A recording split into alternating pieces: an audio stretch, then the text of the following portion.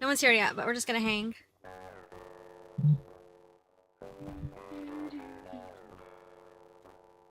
Let's see.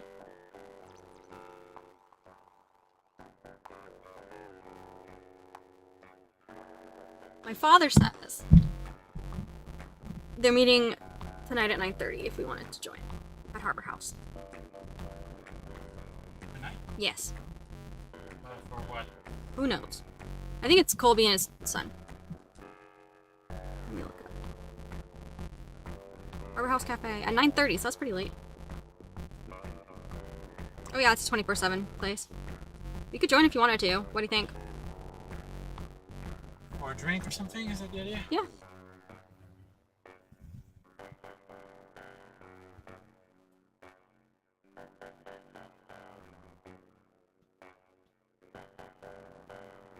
That was not bad at all. You can hear me complain on camera. It's not bad. Come on. I think at 9:30 I'd have time to do kind of both my little streams that I want to do. Okay, if anyone's here, by the way, comment. I can't see if anyone's here, so I'm just chilling. Pretend like no one's here, so I'm talking to Vincent. But, let me know. I'll be starting to act hostage soon. Vince, can you throw these away? Can you throw these away? Oh, and this. It's fun. I've been so many allergies lately. I'm not sure what's going on, but it's not fun.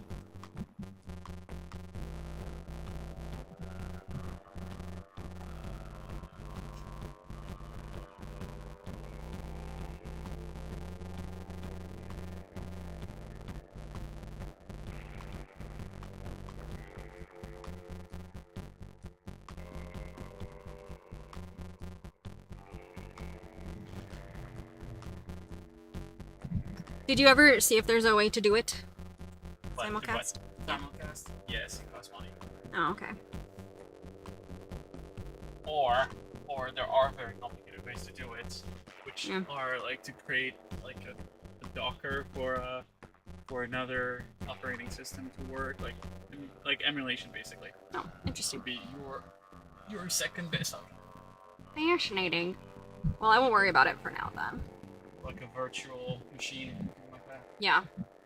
Which would eat so much CPU, right. But since it's not using that much, I mean, it doesn't really matter. Hello, Daniel. Did my text alert you? No. I'm worried that no one's gonna show up because it's on a different channel. Even though I posted about it and talked about it last week. We will see. Make art? Yeah.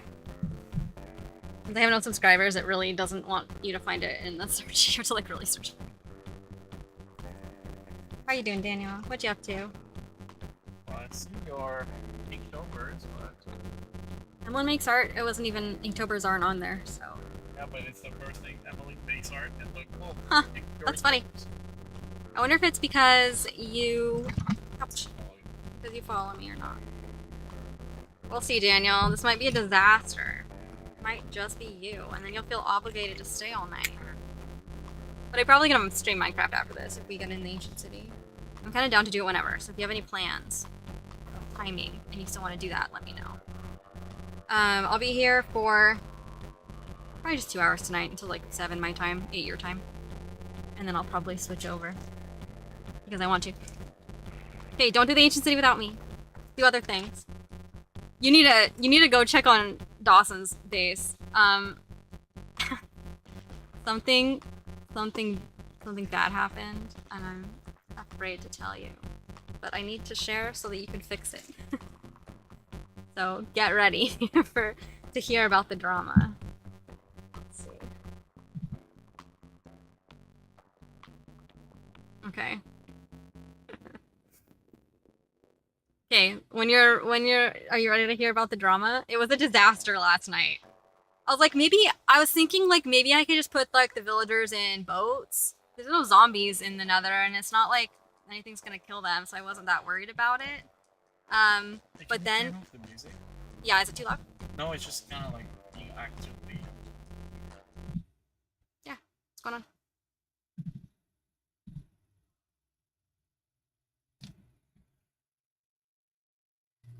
Okay, did you see the Nether? Okay, so here's what happened. Was his portal turned back on? because when I was there last night, let me tell you, I was thinking I would just like get a few boats and stick the villagers in there just to keep them like right by the portal. I couldn't figure out how to get them through, and I didn't have any leads, so it just felt hard. I was like pushing them into the portal, it didn't do anything. I was like, I don't know like the mechanics of Nether portal, so I was like, at least I can just keep them in one place because there were literally 5 villagers in there. Like all of them were in there except for the ones that already had workstations in the village. I felt so bad. So. And it was my fault because I forgot to block off the portal. I forgot that they'll just wander into it. Anyway, so I was there. I was trying to messing around with them, trying to figure out what to do, and the hogs kept attacking me. And then, all of a sudden, out of nowhere, on each side of the little Soul Sand Island where I was with the portal and all of the villagers, yeah, 2 ghasts actually, Daniel, 2 ghasts at once. Firing from both directions just came out of nowhere and started firing at the same time, and then all the villagers were running away and all of the hogs were starting to attack me, and I had to run for my life and I almost died, and I was like, forget it, and I just ran back to our portal and I left, and I was like, I'm done. I shouldn't have even been in there. I'm so bad at the Nether. So that was what happened. It was terrible. 1 ghast I could handle, I would have just shot it. 2 ghasts from 2 different directions, I was like, how do I even defend against this? And then there's all the skeletons that were also attacking me. It was like a disaster. It was so... I was like, I really wish this was like on camera or that Daniel was here or something, and like you would have laughed. It was so bad. I was dying. Literally. Like, quite literally almost dead. It was really bad. So, that's what happened. And, now I have to fix it.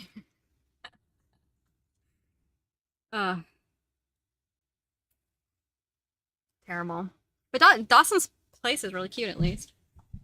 I need to validate me that what happened isn't my fault, and that it's gonna be okay. It was really crazy. I was like, what is happening? They all came at me at once. So it was just nonstop. You know the, like, sound that they make? It was like, boom, boom, boom, boom, like non-stop. I could not. I can't face 2 directions at once. Wait, that's hilarious. Why? How did they even find it? Do they pathfind to like the other villager area? That's kind of crazy if they do.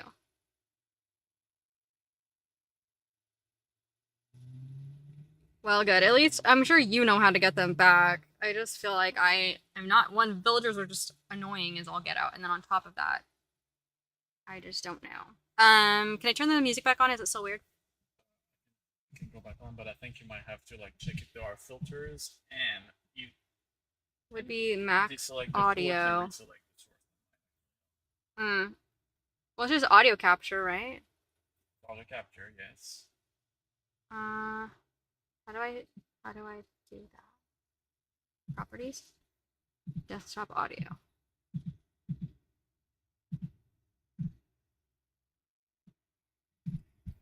Okay, I just like changed it and then put it back. Let's see. Is that okay? Because we didn't do anything other than using it for Minecraft the other day, but that wasn't even on the same window thing. It should be different.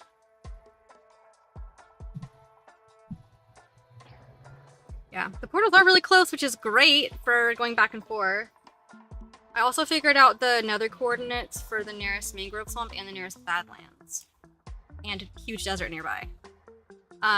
There's like badlands and desert smooshed together. It's like thousands and thousands of blocks. It's huge. And it's at 625, 825 in Nether. So we can go there too and set up another portal, and then we'll have access to lots of terracotta and sand. It would be great. Now that we have good pickaxes. And then the mangrove swamp's the other direction. But going through the Nether is pretty fast.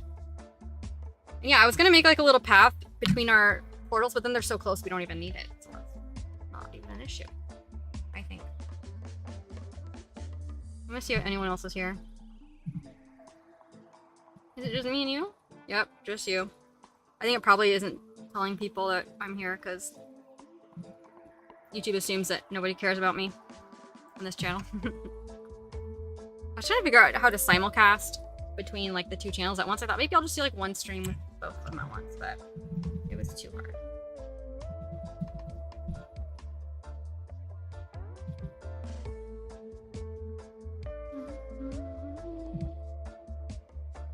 know, that's life, I guess.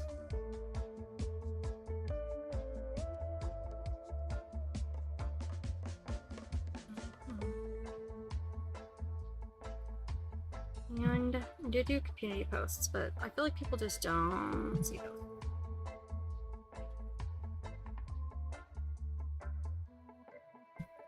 But it's fine, I have to build up this channel.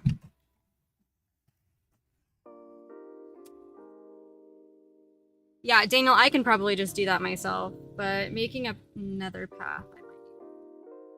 But I do want to have Badlands and Desert availability, because that's helpful for building. This color terracotta is nice. I really miss Purpur. I was looking at all my old builds from the iJevon server, and most of them used Purpur as like the main color, and I just love it so much. I'm like, is it bad if I just want to copy all of those again into this new world? I guess I won't. I just want to.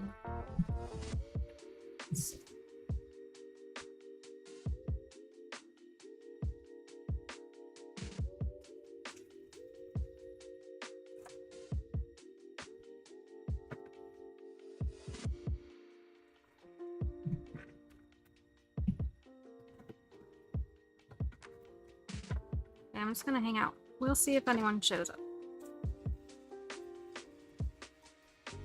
I'm posting my first video on this channel soon. I'm editing it. It's more editing than usual. I'm doing voiceovers, which I never do. Yeah, I think we should. I miss having Elytra, especially since we have to travel so far. Find things. I would like to be able to fly. I can work on building a creeper farm. I've done that before, that's easy. And then we'll have gunpowder for rockets. I can build it next to the iron golem farm so we can do both at once. I thought that would be a good way to spend our time. Or my time. I just really want to start building up my base. I have so many... I have it in creative. I've been doing so much with it because it's fun.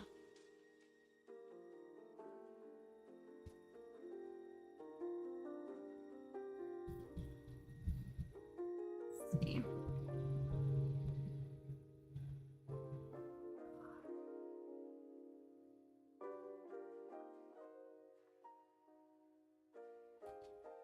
I have to refresh because I feel like my stream is so far behind.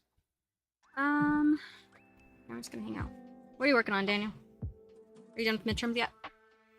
There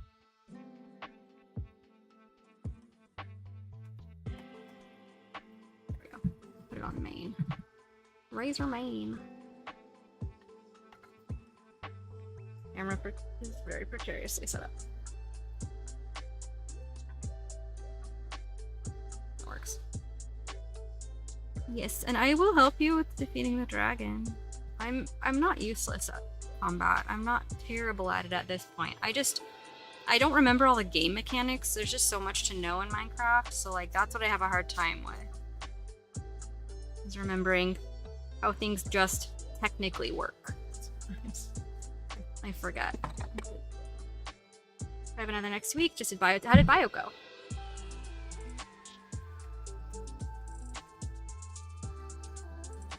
Oh no, my iPad's dead. Must charge! But my computer's charged, so it'll be fine.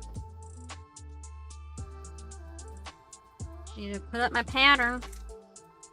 I'm gonna miss tests. Tests, I was a really good tester. The only test I ever got a really bad grade on was American Heritage. I hated American Heritage at BYU. It was just in such a big lecture hall, and it was so impersonal, and they had like a whole bunch of TAs. You never got to actually talk to the professor. And I had a really hard time paying attention because they would just literally go through a slideshow, and it was so boring. So I really didn't like that class. And then all of the tests were so, like, the questions were intentionally tricky, which was very frustrating. I actually need a better bow, Daniel. We have a bunch of unenchanted bows back at the village now. I just need to enchant some and see if I can combine. Like, flame would be good. I have power 2 or 3 on the one I have now, but I don't have unbreaking or mending, and I don't have infinity. So, so my bow's not as good as it should. Alright, that was kind of rough. You're more of a math guy than a science guy, right? frustrating. Like, I just feel like this isn't learning. This is just, like, being able to relate rote facts. I don't need... And in college, like, I feel like it's helpful to, like, I don't know, learn the amendments, like, when you're in elementary school or something. Because, like, I feel like at that age, your brain, like, it sticks in your brain. Like, I still remember a lot of the stuff I learned through junior high. But after that, like, I don't remember all of, like, the little nuances of government classes and stuff that we took.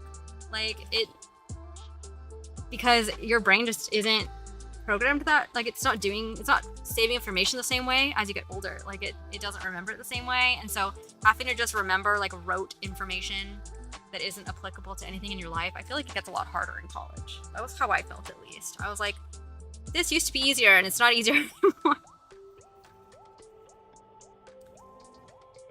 Trying to upgrade the Fletcher. I was upgrading the Fletcher too yesterday. I got up one more level, but I didn't need any more arrows or bows, and I was like, I don't want to be doing this forever and have too many things.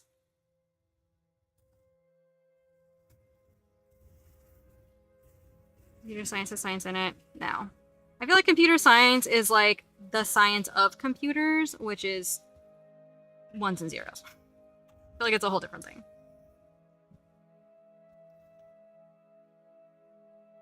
I feel like, no, it's better with the light. Trying to figure out the best spot for the light. I think that's the best spot, actually. Seen the card game Joking Hazard? No. What is it?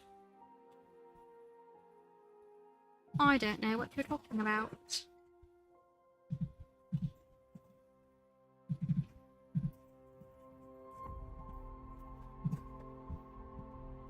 Why is my chat on actual YouTube Studio not showing up? Weird. I hope that people come.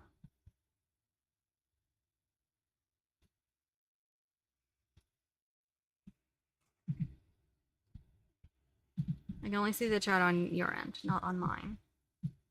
So that's fun. People show up and then they leave. What is Joking Hazard? I'm still waiting for my pattern to come up, so I'm waiting because I don't want to accidentally. Okay, there we go. I don't want to stitch the wrong stitches, obviously. Seen by Cyanide. Oh yeah, I liked Cyanide and Happiness. Vincent definitely knows. We know about that. Vince, have you heard of the game Joking Hazard? Say again? Have you heard of the game Joking Hazard? It's by Cyanide and Happiness, Daniel says. Joking Hazard? Yeah. Is that like a card game? I'm assuming.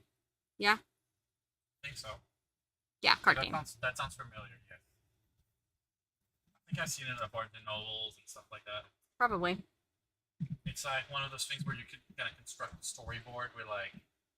That sounds fun. You have a... Have you ever watched a sign thing where like... Yeah, back when it was, like, I feel like it was a bigger deal for a minute there, and we used to talk about it. Yeah. So, yeah, if I remember right, that's a game where you just kind of have, like, those, cartoon slides kind of thing. Yeah. Just, like, squares.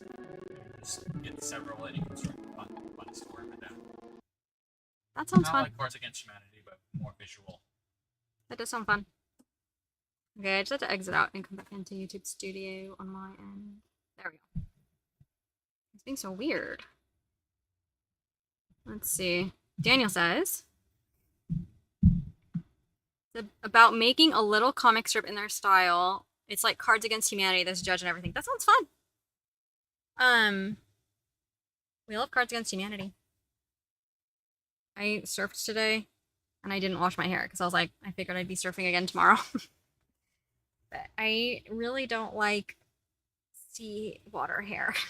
It doesn't feel good. It's bothering me. Why does it always feel like it's just dark?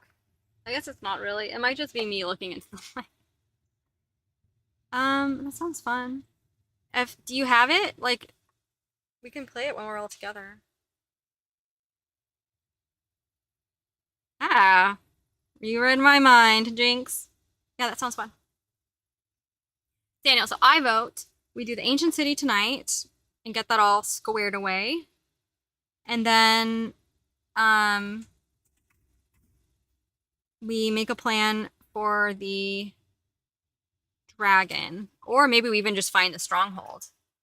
I made one ender chest, so I have one more Eye of Ender, and I have 4 more blaze powders, and I have at least one or two more like ender eyes, not eyes of ender, not with blaze in them yet, but I have some stuff for that. We need like a whole bunch of eyes, but I feel like you have a good amount of blaze rods. We just need more eyes.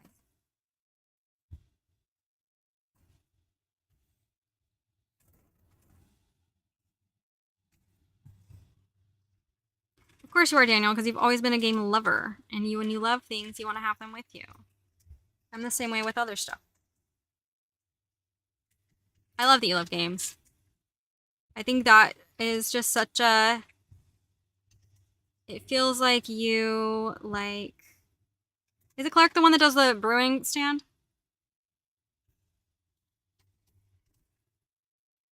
Because no one will connect... Is the brewing stand different? Why won't villagers connect to that one when you place it down? I also have a few eyes to contribute. And one ender chest. If you ever want to use the ender chest, of course. It's just in my inventory right now, but you can use it.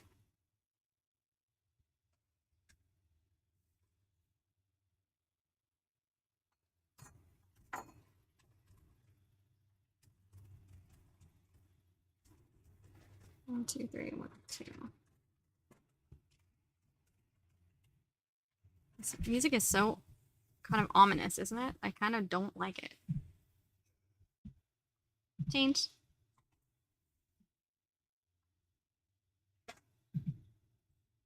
I'm gonna switch over.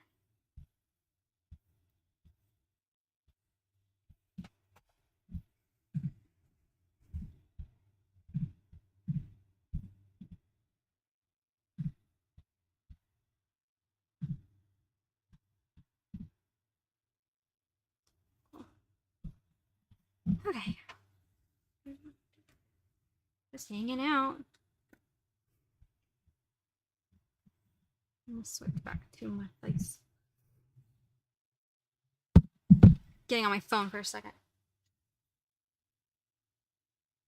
Got a new baby. Excellent. That would be nice. Because that is useful to have. Did you see, were you like watching my, when I was playing Minecraft on the stream last week? Oh, that's good. Ender pearls, that's what they're called. Did you see last week on my Minecraft stream when I was doing the treasure chests? And that one that I found that was like the most well-stocked treasure chest I've ever seen? That was so crazy. And it had 2 potions of water breathing in it that I still haven't used. That's the only potions I have to my name. Oh, and I have one XP one. Like, what's that called again? I can't remember. But I do have that actually too. Let's see. Let me see if anyone responded to my community post. Probably not. I feel like people just don't see them. I'm gonna post my Instagram too, actually.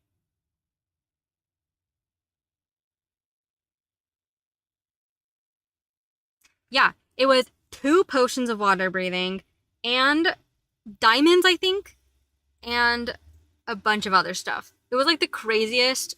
I'll have to look on my stream and see what it was. It was the craziest chest I've ever seen for like a buried treasure chest. Usually they're not that exciting.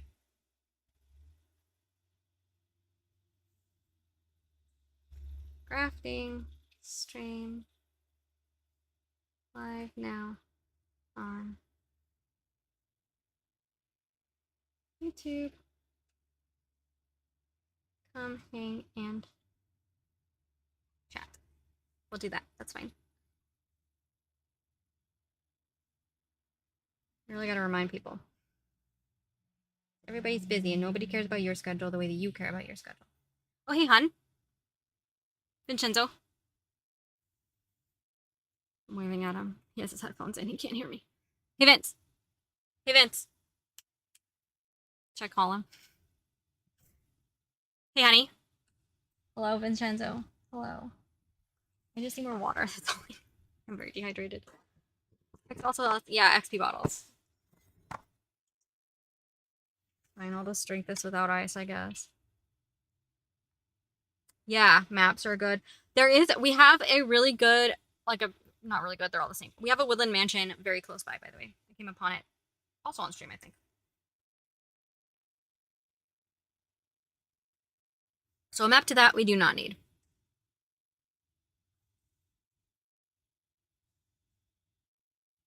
The woodland mansion is on the border closest to us of the nearest dark forest, just like straight northeast of where we are. It's not very far. Okay, I'm going to gotta grab the link for this stream. Copy. And I will share it here. One of my literal favorite things about iPhones is how everything all links together with the copy paste. Copy things on my computer, paste them here, paste them on my iPad, vice versa. It's so quick and easy.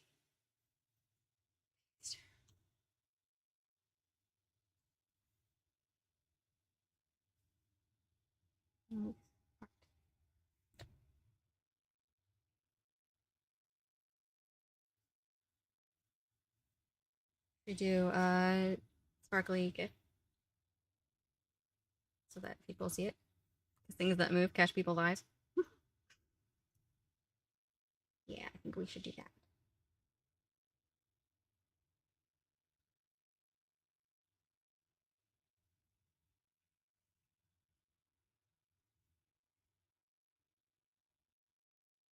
That's the move. Okay. Blasted. I don't know. There's nothing else I can do. So we'll see if anyone remembers me.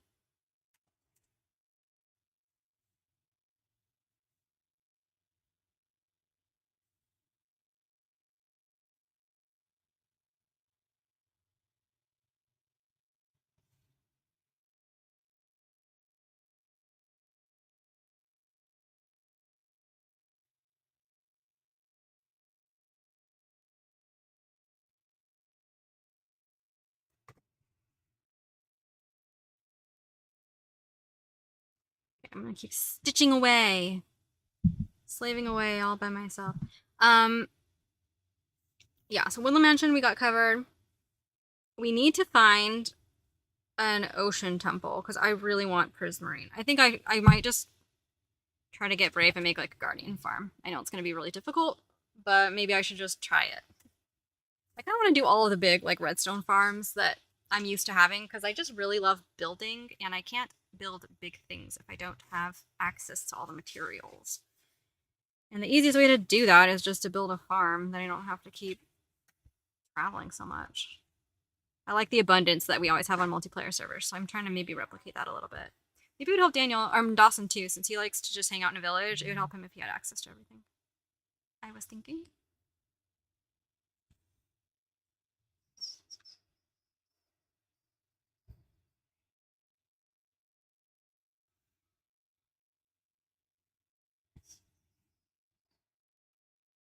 Oh, I should get on. I should also do the Discord. We have access to the ocean map. Perfect. Excellent. That's what we definitely need. Discord. We can save the potions of water breathing for that. We can each have one. Let's go tackle that. Let's see.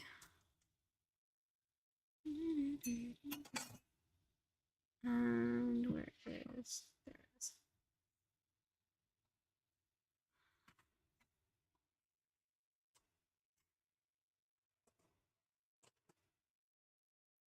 In progress. I'm just checking out the Discord. Daniel, I'm really in love with your game. I think that the colors are so good. Let's see. Announcements.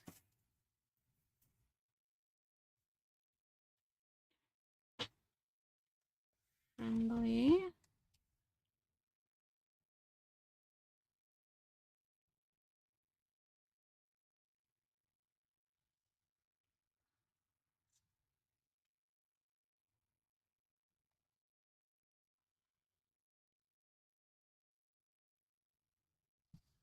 on.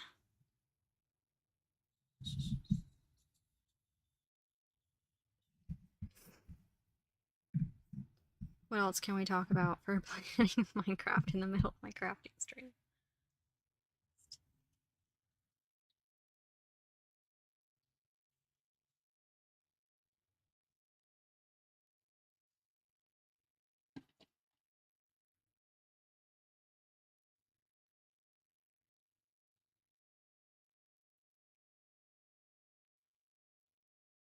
Thank you. It's been fun to make a game with such limited main color palette. Yes, it's very nice.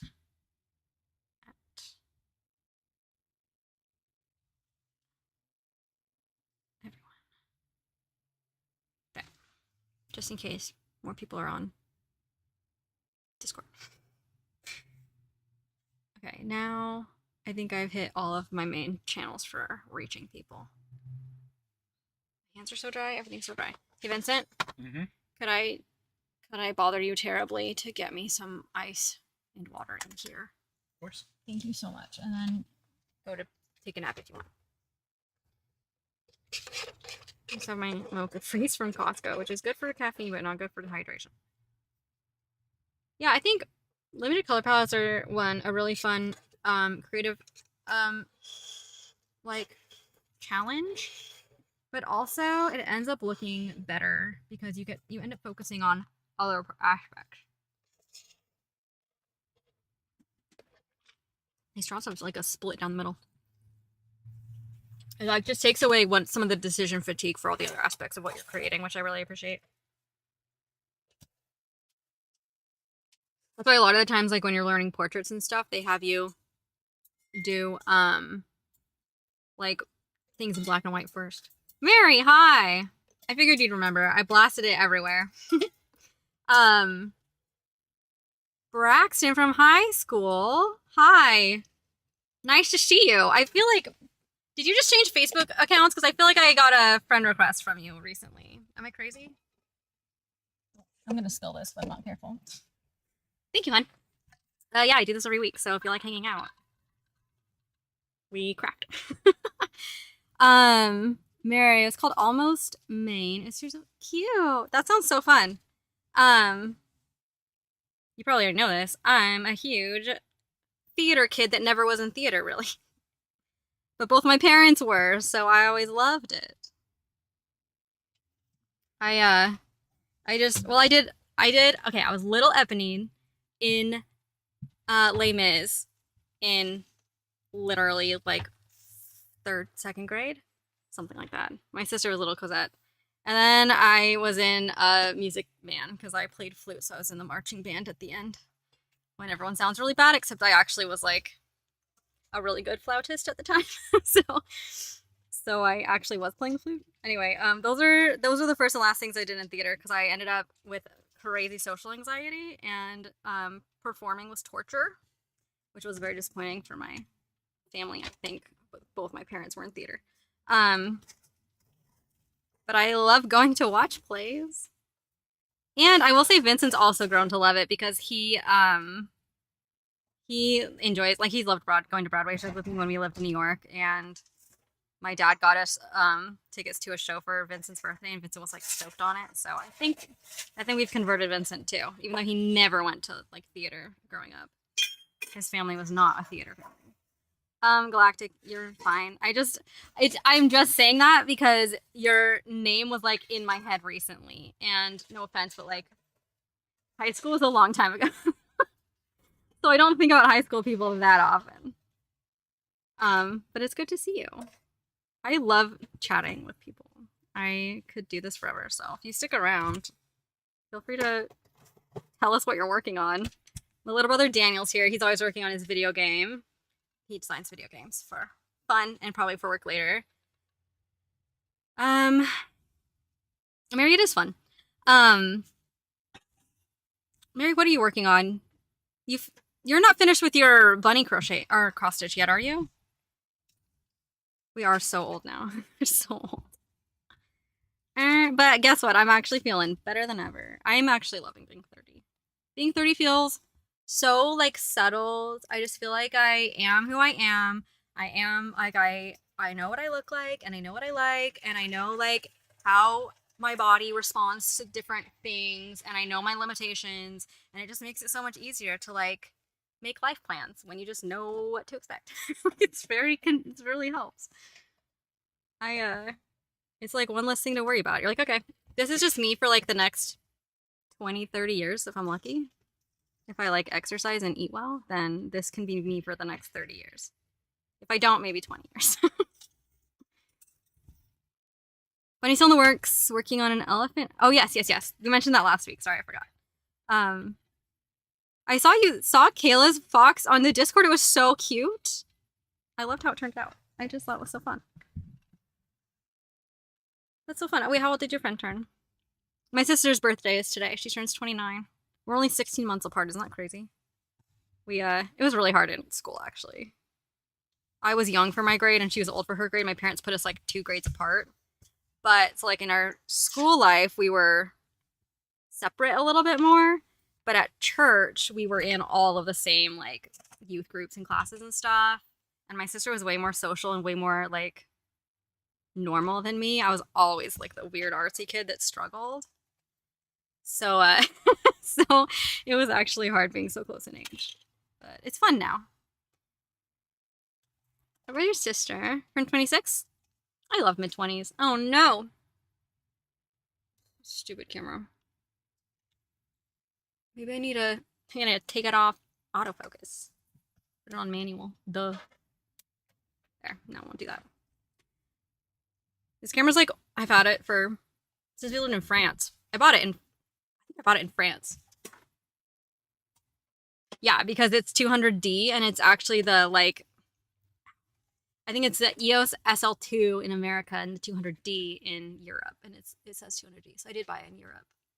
They're different on the different continents. They have different names. But yeah, I've had it since France, so it's really hard to remember how to use it because I transitioned to my vlogging camera mostly. That's digital, and I think has better color and much better sound. But this one is nice because I can just like set it and forget it. So I deal with it. What was I gonna say? We surfed today, finally, after 2 weeks. I have been missing it so much. And I was worried I would like have lost my mojo, but I totally didn't. And I caught so many waves, and there were so many other people, like beginners out there. And I was just cruising past them, and I was like, wow. I told Vincent, I think I've officially progressed from beginner to like advanced beginner. I think I'm not quite a beginner anymore. Because I can do all the things that I see beginners struggling with. So I felt very proud of myself. And my dad's in town. He randomly texts me and doesn't give me a lot of heads up. So we might go meet up with him at 9:30 tonight after this. And I had this weird moment of like, my dad is the most like supportive person ever. Like he like comments on all of my like art videos and stuff. And he was a gymnast for a long time and did baseball and whatever else. So he loves like just physical activity in general. He gets really excited about sports and stuff. And I never did sports. So it's been fun doing something that's like really athletic and that he can like get really excited about. That's the one thing he didn't do was surfing. So I'm better than him at surfing, which is like the one thing I've ever been better than anyone in my family when it comes to athletic stuff. Because I'm not good at it. But yeah, so he's in town randomly for just an overnight, and I was like, it's kind of like I know I'm a full-grown adult, but you're still my dad, and it's kind of like a hey dad, look at me moment where I just feel like I just know that he'd be excited to see it. It would be fun, but also I just feel like we're so separate from like our families when we're just like in our van in the parking lot all the time. So it's like when you move into a new house and then you want your family to like come and see it and like see where you're living and like you want to show them your new town and whatever. It feels like that, but we just like, here's my parking lot and here's my beach and here's all of my RV friends. And here's what I do every day. I don't know. I still have moments like that, which I try not to ignore because I feel like that's how you stay young, is by letting your inner child do the talking sometimes. It's fun, right? I feel like it's one of those things, was it There's a quote from, no, this is lame. I'm quoting Taylor Swift. But there's a quote from Taylor Swift that I love so much that I always have in the back of my mind because I am a very enthusiastic, like exuberant, passionate person, and I'm intensely naive and trusting. So I feel bad about that a lot of the time. And so I just always try to remember this quote that she said, where she's like, never let anyone, or she said, maybe the worst kind of people are the ones that make other people feel bad for being excited about something. Something to that effect. And I always try to remember that because, like, I'm the one that's excited about things. And I try to remember that, like, only shitty people make other people feel bad about that. But I still do feel awkward sometimes. And I'm like, am I a literal child? Like, I don't. I get too excited and I just want to share everything. It's just nodded, and I don't know if he's what he's watching or listening to, and I hope you're not talking about me. Oh, trial going on this week. Has anyone been watching it? It's Sarah Boone. Am I the only one that's into? I might be the only one that's into true crime. But Sarah Boone trial's on this week, and it is crazy. Yesterday changed everything. I was kind of, I'm gonna put my hair up because it's bugging me. Because it's ocean hair. What was I listening to? Well, we've been following it for like 4 years because Sarah Boone has been in prison for 4 years. She's the one that locked her boyfriend into a suitcase and left him there for 11 hours and he died. So she's on trial for second-degree murder at the moment. But yeah, so it's been 4 years and it's just been a nightmare. She went through 9 different lawyers and she's just like a really difficult person, I think. And so the trial's finally, it started last Friday and I've been like, oh, Vince, would you hand me a hair tie? I forgot I don't have a hair tie. A hair tie? Yeah. Yeah. I always have it on my wrist and I forgot I took it off for surfing. Thanks, baby. Anyway, I have been glued to it. Because, like, the state's case ended up being, like, pretty short, actually. Like, everyone was just kind of surprised at how quickly they rested their case. And then the defense started their case. And the first thing they did was put Sarah on the stand, which in and of itself isn't super common. So it's always interesting to see, like, when the defendant goes up and has to, like, be interviewed and cross-examined. But the state literally barely cross-examined her. And everyone was like, that is very surprising. Like, what is their strategy? Because why is she not actually getting, like, a real cross-examination? Because she has perjured herself literally so many times and lied so many times in her police interview and in subsequent interviews. And then what she said on the stand, like, she just is, like, very much an unreliable witness. And also, she's the one on trial. So everyone was like, wow, they did, sorry, I'm looking at the camera. They did, like, the shortest cross-examination ever. So everyone was very confused about that. Until yesterday, when the state, like, the defense finally rested their case. They had all their doctors and whatever try to excuse Sarah's actions. And then the state started their rebuttal case. And oh my God, it's crazy. Like, they started it with a psychiatrist who did interview Sarah for like 2.5 hours and came to the conclusion like she wasn't suffering from some kind of like battered spouse or PTSD, any symptoms at the time that she made the choices that she made, which means that she's fully liable according to the law and what's appropriate and ethical. And that was like, that witness was kind of a train wreck because like Sarah's lawyers were fighting so hard to like dismiss a lot of her testimony. It didn't work. And then the only other thing that the state has presented in their whole rebuttal case is literally cell phone videos and text messages from Sarah's phone. And the cell phone videos change everything because you can see like past like police interviews and calls that she's made on her boyfriend that she later, you know, stuffed in a suitcase. And you can see like how she acts with the police, and she's crazy. They did a really good job. Like, her lawyers did a really good job, I think, reining her in for like her, like, you know, cross-examination and stuff. Like, she did her best. She always has made kind of like weird facial expressions, and she just kind of like, she's a very like dramatic kind of person. And obviously just something is off. She like, everything that she wrote in the 4 years that she was incarcerated before the trial deal, she went through 9 different lawyers. She really struggled with like finding representation she was satisfied with. And finally the judge is like, you have to represent yourself. And then, you know, like these lawyers parachuted in the last minute and were like, we'll do it for free because they wanted her to have a good trial. Anyway, so she's already been really hard to work with. Everything, she like handwrites everything, and it's like the way that she writes is so dramatic and like very kind of like off, like there's something off with it. And so like you could kind of tell that she had something, like she's just off a little bit, but she did a pretty good job seeming very normal in like her direct and cross examination for the defense's case. Like she did a good job just kind of answering questions and being like very chill.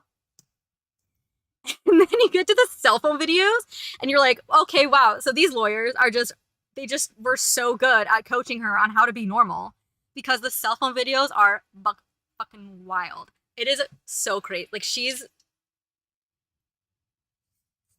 for instance, sorry, I'm so dehydrated from surfing today. I cannot.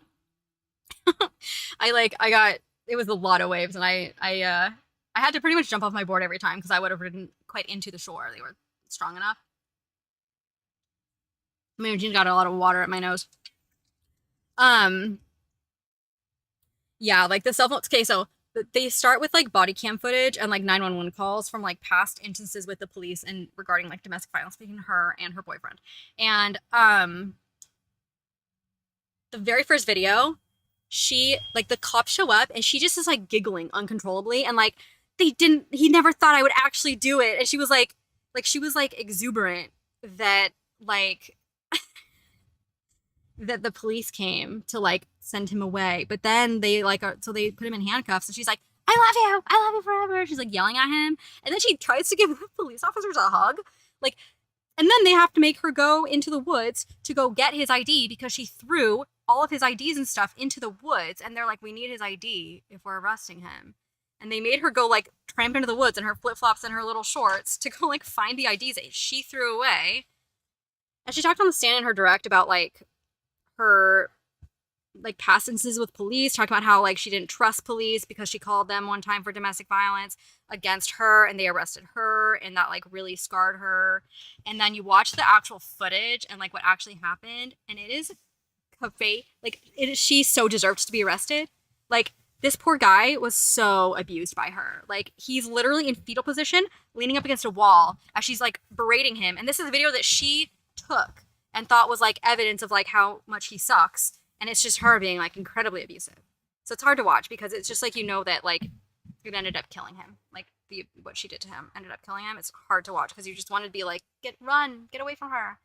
But yeah, no, I think her case is completely obliterated, and today they did closing argument, so like jury's out. They get to go decide if she's liable for second-degree murder. Not liable, if she's guilty of second-degree. Liable is like the civil law terminology. Yeah, crazy. Galactic. That interrogation that one's been like, you know, out forever because the case is so old now, and that they actually played all 3 hours of her police interrogations in court. Also, just literally let it play while the lead investigator was just sitting on the stand, and then like the cross-examination, like she had to answer a few questions, but like she did everything by the book. Like this was like the cleanest run trial in a long time, I think. And the case itself was really cleanly ran. And I think that the case, like the facts are just so evident that like the fact that it took so long to get to trial is solely because Sarah's so difficult, because like the state came prepared. They've had 4 years to prep for this, and they have all this evidence. And I would be shocked if the jury doesn't find her guilty after seeing those videos, because those videos are what have not been out on the internet. So no one would have had a chance to see those. And those are heinous. Like I watch with Emily D. Baker on YouTube. I like her streaming. She's like the biggest like attorney that streams trials and stuff now. She's like she worked for 20 years in California, like state law, as an attorney. So as a prosecutor in the prosecutor office. I don't know how long she did a ton of court. But I don't know all of her different positions in the past. Anyway, even like she usually tries to stay pretty neutral, and she really likes to do things like as if she was the jury. So she'll try to avoid like evidence and stuff until the trial. So she was kind of like, you know, this obviously Sarah's had like an abusive situation also, and like it makes sense and blah blah blah. And then once those videos came out, Emily D. Baker's face the whole time was just like I could not believe what she was seeing, and all of us were just like, wow. I watched the whole chat on that live stream turn on Sarah. It was crazy. Anyway, yeah, baffling. Kayla, yeah, Sarah Boone. Sorry, I should have told you that. I saw your chat, but I was on a roll and I forgot to respond. Yeah. Poor George Torres, locked in a suitcase. Bye Braxton, nice to talk to you. I'm here every week. Come with the craft next time, okay?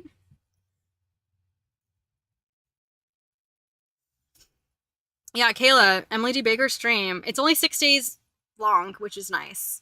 It's already it's day 6 and they did closing argument. So it's not like Depp and like Debbie Heard that was like 3 weeks of trial, which is so long. Like this case has been moving fast. So it's kind of a fun one to watch because it's a little bit shorter. And it's criminal law. I feel like so much of what we see is civil law that's like streamed. So this one's kind of fun. I'm literally dying of thirst. But yeah, so I've been glued to that, and then I had been keeping Vincent up on Sarah Boone anyway because it's just such a fascinating, crazy story with all of her lawyer issues. And so now Vincent started watching it. So now he's watching all of the court. He was like a day behind me, but he's been catching up, which is so fun. So now we talk about it every day.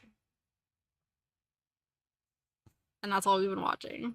It's like my whole life has been just court. I love true crime. I obviously think there's ethical issues with like, especially the streaming services and some of the big shows that they put out. So there's some that I like better than others. You can kind of tell when it's like not good. Like Lifetime is coming out with a movie or a limited series or something about the Ruby Franke case, and her kids like posted and were really upset because like they didn't get asked about it at all. They are not making they're not getting compensated for their story at all. Like Lifetime did not even approach them. And even like the trailer for it, like it's way dramatized and just not good. It's like super unethical. So like there's some like that I try to avoid, but I feel like some other ones do a better job. Kayla, like it's just the stories are so interesting. I feel like, at least. Tell me if I'm wrong, but I think they're so interesting. So I always keep Vincent up on it. This is the first time he's actually sat and watched court, and I think it's hard to explain to someone that watching like full-time job 8 hours a day of court, of everyone just talking very mostly politely to each other, can be like riveting high drama. But it totally is. Like it is so there's not a court case I have watched that has been boring. Like every single one is so incredibly fascinating to me. I always learn new things from all the expert witnesses, and you always get to see evidence that wasn't already out in the world regarding what happened, which is always interesting. You know, like the first ones to see it. And then there's always like just interesting stuff that happens in court, or the ways that lawyers are like trying to deal with issues. It's like fun to watch them like, you know, battle it out very politely. So I love it. Like there's not a single case I've watched that has been boring. Ooh, yeah, Ocean Gate was crazy. I haven't watched all of those yet. I've been watching summaries since I think you mentioned it. I started watching summaries of it. There's just been so much that's been going on lately with true crime in general. Because Chad Daybell's case is still happening. Lori Vallow was just finished. And then there was like Ruby Franke and Jodi Hildebrandt that was, you know, going over earlier this year. That was crazy. I still am hooked on it. There's some things that like I love for a little bit and then I lose interest in, and there's some things that I love forever. And I think that true crime might be one of the things that I love forever. The same way like I love drawing and art and stuff. I feel like maybe it's one of those things that like tickles my brain just the right way that other things do not hold my attention on. Literally every time I turn my head different, more salt water comes out of my nose. Because I will explain. We're like when the waves are bigger and you're like paddling, because it's not like I'm getting like water up my nose all the time. Like I know how to like jump into water and not have it be crazy. But what happens is they're like paddling, and if the wave's big enough, like you go up like you're doing a plank and you push up on your board so that the water can pass basically between your body and the board and not like push you back. But if the water's big enough, then you're still gonna get like whacked in the face. And I have the really bad habit of turning my head so that it doesn't like get right in my eyes, but then it goes in my ears. It like smacks right into my ears. And like I'll try to like knock it out when I'm in the water, but I feel like there's always still some that like if it gets, you know, whacked, waves are incredibly powerful. Like the water's just getting shoved right into your ear canal, and your ears and your nose are all connected. So I feel like what happens is that it like that water comes in through my ears and ends up in my sinuses, and then it drips out later. Just so gross and always unexpected. I'll always be like, why is my nose so like? Why am I so snotty? And then I realize it's just ocean water. Yeah, Mary, I think it is a special interest, and I do have special interests. Vincent, he's on his phone. Vince. Yeah. Would you say that I'm a special interest person? Special interest person? What do you mean by that? Like ADHD and autistic special interest kind of a deal? Like you overanalyze or deep dive too much into something? Yeah. Yeah. And you get hooked on it and you can't let it go forever and ever and ever. Yeah. How many special interests do I have? Right now it's Court, for example. In Minecraft. Minecraft. I'm back in Minecraft. Minecraft is a forever. List them. Okay, Vince is gonna list all my special interests. Hi, Donica. Nice to see you. I'm glad to see all my friends here. I was worried that no one would end up being here because it's just quiet on this channel. And I know YouTube just tends to favor like channels that already have a following. So, It is like being in love with a topic. No, never Yeah, have to buy a yeah. Sammy's Rick. Gross. I will say I have less allergies when I'm surfing every day. That's for sure. Yeah, so surfing, criminal Surfing, I would justice. not call a special interest. Oh, yeah, I guess not. Because it's not something I like am obsessed with. I don't like watch a lot of content on it and read up on it all the time. You go through phases. Yeah, right now I guess it's like the criminal system, but it was politics for a hot minute, and then you get burnt down at that. So. Yeah. Politics are periodical. It's mostly like news. I would say weather is a special interest. Yeah. Last year when we were in tornado territory, I learned all about tornadoes. And then whenever the hurricanes and stuff are like when it like a hurricane season has been this year, I am glued to hurricane news. I will watch Ryan Hall y'all all day and all night, which is so fun. Yes, Donica. The cat is begun. It is time. Otherwise, yeah, Minecraft I will always love. I can tell it's a special interest if I come back to it over and over again. So like, yeah, like politics I'm always really interested in. I just think it's fascinating. I think it's, you know what it is? I know what it is. It's statistics. I love numbers and statistics. So like things like, you know, elections, polls, campaigns, like that's fascinating to me. The same with weather. Like when you learn about like how things are graded and like what weather people look for, then the weather becomes absolutely fascinating because there's science to it. So like you kind of learn how it's predicted, and I love that so much. Like with hurricane, what's the most recent one? Milton. I was watching that like all the day before, and then the morning of, I don't know if you guys are watching that. That was so insane.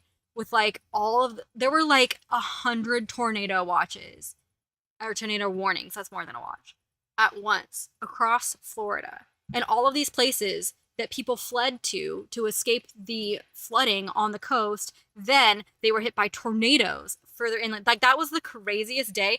Like Ryan Hall, I was watching Ryan Hall's coverage, and all the meteorologists on that channel were just like, we've never seen this. Like this is really crazy. And it was just like tornado after tornado. That was like, oh my gosh, that was so crazy to watch. So I love that kind of stuff. That's just fascinating. And like what I'm saying is, as much as you can predict it, there's still stuff that comes up that you can't expect. And it's the same with court. Like you kind of know, like the evidence, you understand the case, you know that they've prepared and they've done all the depositions and done all the discovery. So you already know a lot of the evidence, but there's always stuff that comes up that you just can't predict, which is very fun. So I love like that mix. I think that's the thing that like really makes it work for me is like statistics coupled with variables that get really like make it fun to watch the moment.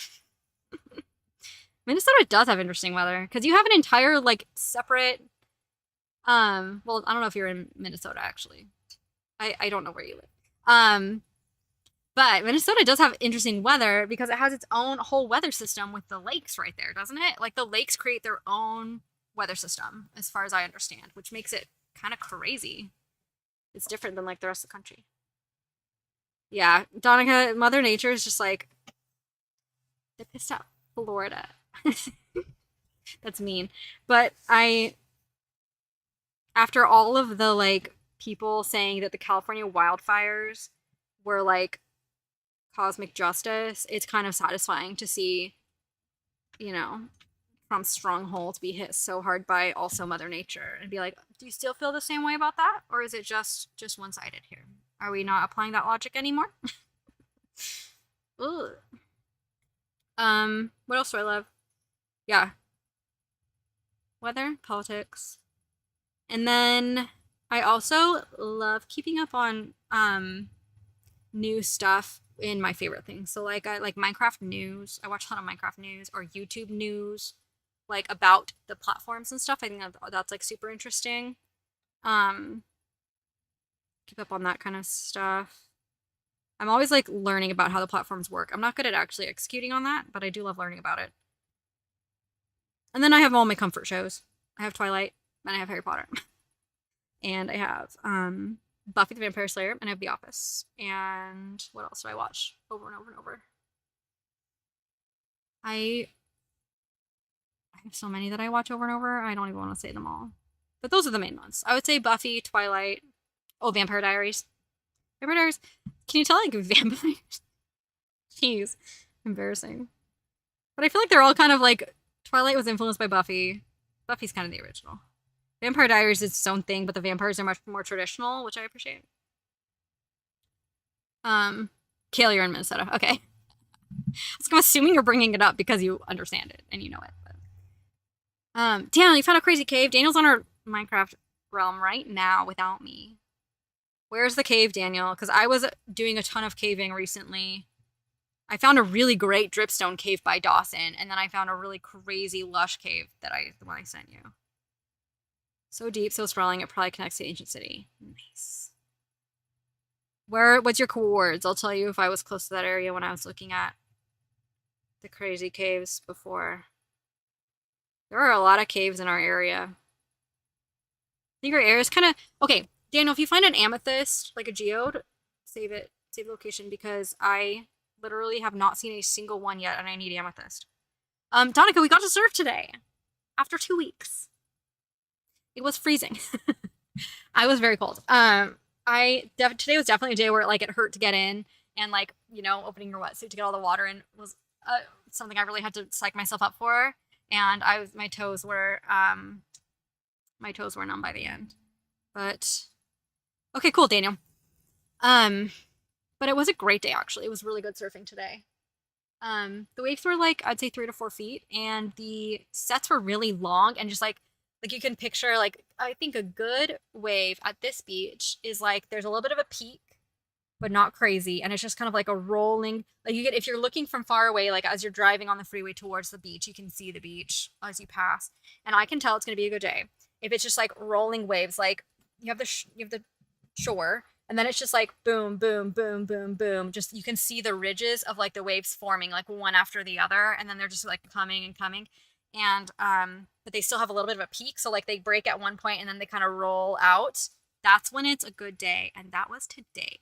So I caught a bunch. I was very out of shape for sure. Like it was really hard to paddle at some points. I was dying, just paddling with one arm, then paddling with the other because I was so tired. But it was really fun. It was just a little bit hard to paddle because of the strength of the waves. But I felt really proud of myself. I caught a bunch. Vincent caught some too, and he got one of his good ones on GoPro, which is awesome. I did not get any on GoPro, so you'll just have to believe me that I did it. Yeah, it was very cold. It was probably 61, 62 degrees, I would guess. It felt colder than what I felt as 63 degrees, so I'd say it's probably 62, 61, which is very chilly. Next to the trial chamber. Found one earlier. There's a staircase from the surface to it. Cool. Yeah, we need to try the trial chamber too, because trial chambers have so much good loot. We're talking about Minecraft. I might be streaming Minecraft after this. Any one of you. I think it's only you, Kayla, who likes Minecraft. But I'll probably stream it because I'm already here and everything's already set up, so might as well. I'm trying to decide if we want to meet up with my dad. He said they're meeting somewhere just like right around the corner at 9:30 at night. And I kind of feel like that's late. But it's close enough to when we'd have to leave this park anyway that like it's not like I'd have to change any of my plans really. So we'll see. Maybe I should text him back. Actually, I just really remembered. I didn't text him back. Crazy Cave series. Do you have pictures, Daniel? Do you share pictures? Fix or it didn't happen. I say as you're literally watching me type that.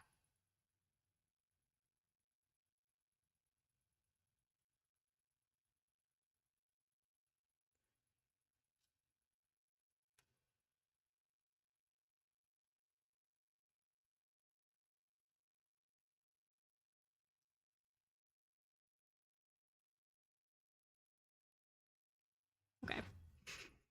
It's so cool if I go to Hawaii.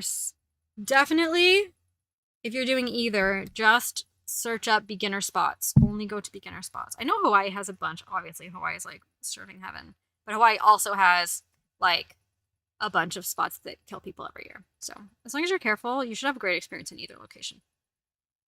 Southern California generally has smaller waves than Hawaii, but they are pretty consistent. So it's a good place. Like you could pretty much count on, I think, come to Southern California, you could pretty much count on somewhere in Southern California over the coast between LA and San Diego, there will be somewhere with a good wave because there's enough like point breaks and reefs and like different kinds of beaches that you're pretty much always going to get waves like somewhere, depending on the conditions.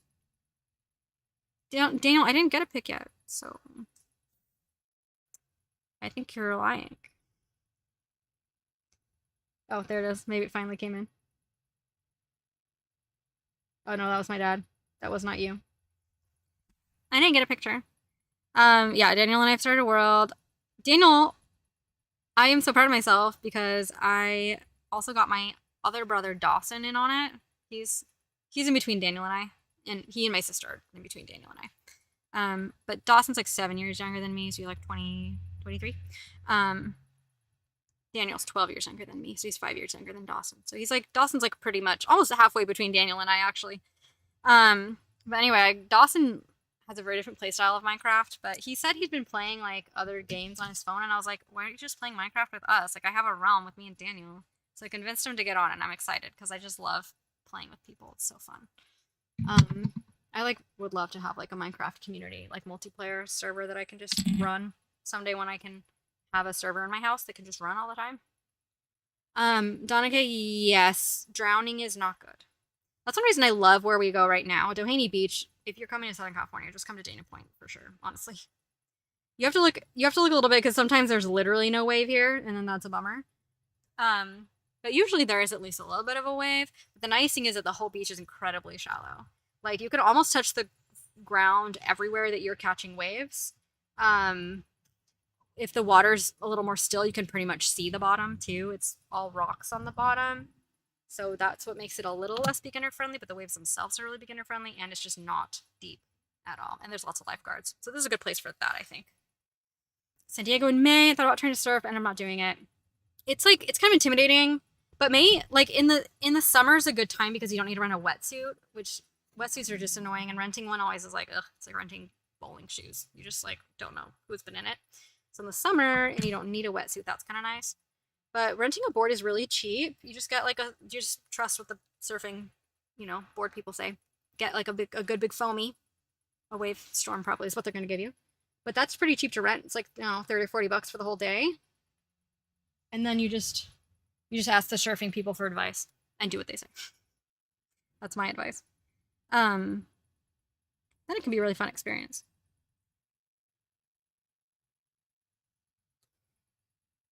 But it is going to be hard the first time always because you're working different muscles than you ever have worked before. Unless you do a lot of rowing and pull-ups and push-ups all the time at the gym. Otherwise, you're going to be working different muscles. I know it took me a long time to get comfy with it. I think solely because I just hadn't built up the right muscle yet.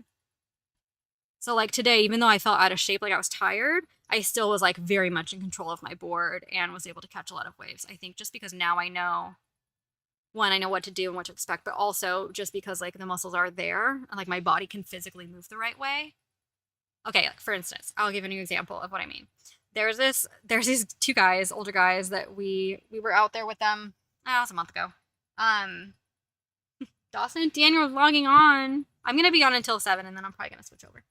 Yeah, that is a good cave, Danny. Anyway, so we were out there, there's a couple old guys. One of them was on like, clearly like his surfboard and the other one was on a foamy. Clearly, I think either like probably borrowing it from his friend, like, oh yeah, let's go surfing. This poor guy, first of all, he had a really hard time paddling out and it was not a big day. but he was really struggling to paddle out. They were probably in like their late 50s, I would say. Like, you know, like a guy in his late 50s who hasn't exercised and is out of shape, like, is gonna struggle for sure. Yeah, he was really struggling. I felt so bad for him. He was like, oh my gosh, he was having such a hard time paddling out. And then, no, I don't think he was on a foamy. He might have just been on a normal surfboard. Maybe I think that was why he was struggling so much, actually. Now that I think about it, I think it was a normal surfboard, and I think I was thinking he needs to be on a big fat foamy. Anyway, so he finally paddles out to where his friend is. He's like, man, I'm out of shape. And then he literally, I watched him probably 10 tries. He kept he tripped, he's laying on his surfboard, he's trying to sit up, which I guess it is a little bit of a learning curve if your body doesn't want to move that way. You basically are sitting with like your legs very far apart on either side of the board. You kind of have to grip it with your knees a little bit. And you need to be sitting in the correct spot on your board so that it's balanced. Because if you're too far back, then the board's sticking up and it's going to want to pop up out of the water because it's made of foam. So it's going to want to be up out of the water if you're too far back and the bottom's like too deep underneath. So it'll go bloop and kick you off it. If you're too far forward, then it'll do the same thing backwards. So like that's what kept happening to him, is like he kept trying to sit on it, but like he couldn't, his legs like wouldn't, he was not flexible enough to like sit comfortably with like his legs apart, which meant that he was like leaning really weird to try to like accommodate for like not being flexible. And his board literally just kept flying away from him over and over. He kept trying to get on. He couldn't. So I felt so bad because like everyone else is just like chilling. Like we can all sit on our boards, and like he just couldn't even sit on it. Like he just was like, he just gave up and just like laid on it. He's like, I gotta stretch, man. I gotta stretch. I was like, I just was thinking like, dude, you need more than stretching. Like you need an entire regiment. Like that's insane levels of inflexibility. But like, man, so there's things like that where it's like you gotta have like some kind of foundation, because like you're gonna really struggle if your body literally won't move in those very basic, I think, ways. But I literally am never not sitting cross-legged. So for me, that like legs apart gripping knees position is incredibly comfortable. Like that's no problem for me, even though I'm petite. But I guess if he never sit cross-legged, I felt so bad for him because you could tell he was like embarrassed and frustrated. It was rough. I don't think he was able to ride on one wave because he could not even sit on his board. It's rough. Anyway, so that's all my advice is like go to a beginner spot, trust what the locals say, rent a foam board, and make sure that have some kind of foundational like flexibility mostly before you go. Flexibility, and I would say if you do burpees, like push up, jumping jack, that is all you really need. And like regular push-ups or pull-ups. Those exercises are all you would need to like have a really good time on the water. If you're doing those like for a couple weeks beforehand, you'll be in good shape. Way better than I was. I struggled because I didn't have any of those muscles. Those are really all you need. Because quite literally when you're on a board catching a wave, you're doing the cobra, like yoga cobra, and then you're popping up, swinging your legs underneath you quickly, which is a burpee. So that's my advice. Based on all the things that I had to learn the hard way because I was so out of shape when I started.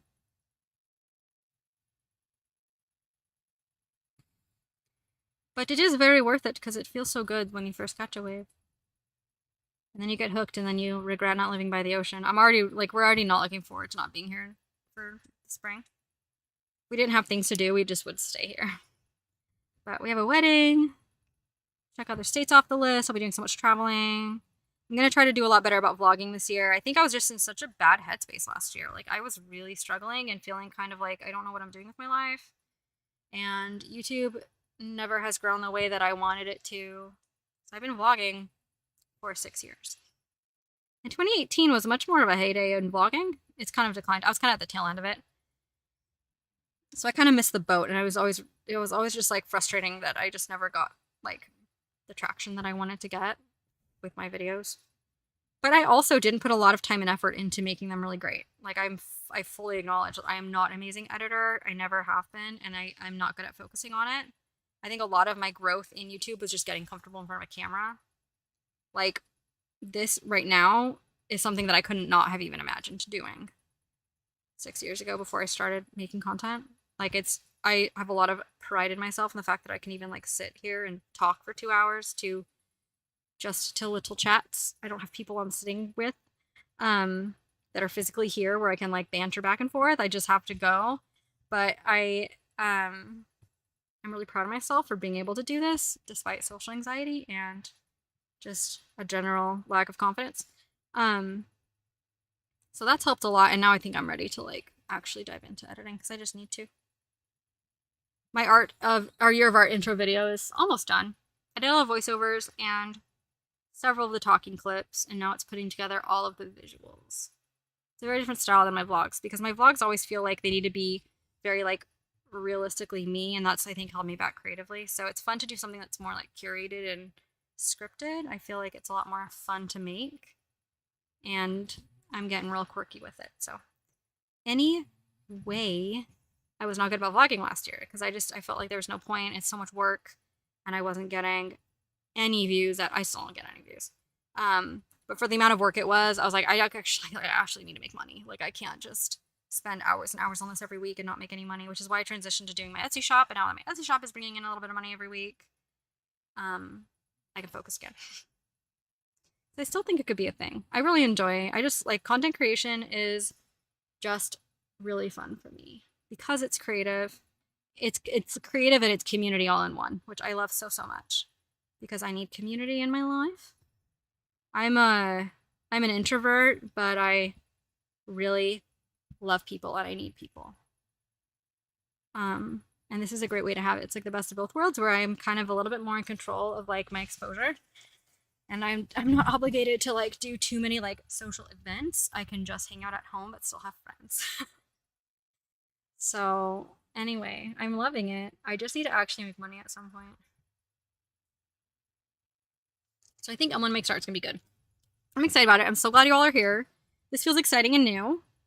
I feel like I get to reinvent myself a little bit. Like, it's a whole new channel of people who are going to find me who've never found me before. So like, who do I want to be? I'm probably gonna switch to doing Inktober videos over here too. I think my next one, I will, in the script, I will say, I am moving channels, and then I will finish it over here. Yeah, I think it's gonna be fun. So I'm stoked on it. It's a good time. Sorry, I'm rambling. Somebody say something about something normal so I stop telling you my deepest feelings.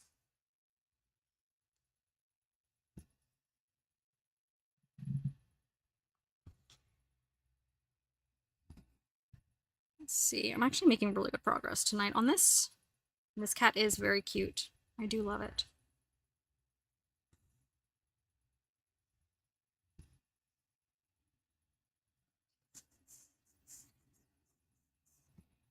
My dad has been the most encouraging. He comments on all of my little Inktober videos. And then he called me today to say that he was in town and he was like, "Hey, I just love your art videos. They don't get a lot of comments." Like, yeah, because they're shorts and you need like 1 million views to actually have a lot of engagement. I think I make about 4 cents on each one of those videos and they take about 2 hours to make. So I just do it for the love of it. It's alarm. I can hear it's going off. Yeah, we're doing, otherwise I'm just like really loving getting into my craft again. It's just fun to do something. Oh, Menendez Bros. That was crazy. I don't know if I agree with that. I just feel like they were so clearly like, they're so clearly victims of like a system that wasn't able to properly defend them and like help them when they desperately obviously needed help. I think it's kind of unfair. I think they're the kind of people who could be rehabilitated. That like there's clear reasons why what happened with their parents. And like I think the punishment is just and fair. Like they needed to spend time away from society, but also they're not psychopaths in my opinion.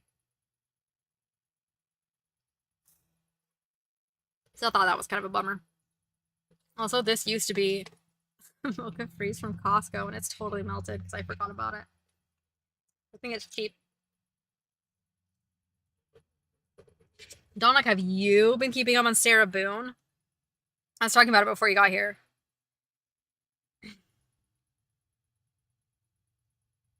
Yeah, Yeah, I hope so. And I know that they were like not super happy about that Netflix show, but I do think that that was good for exposure. We'll see.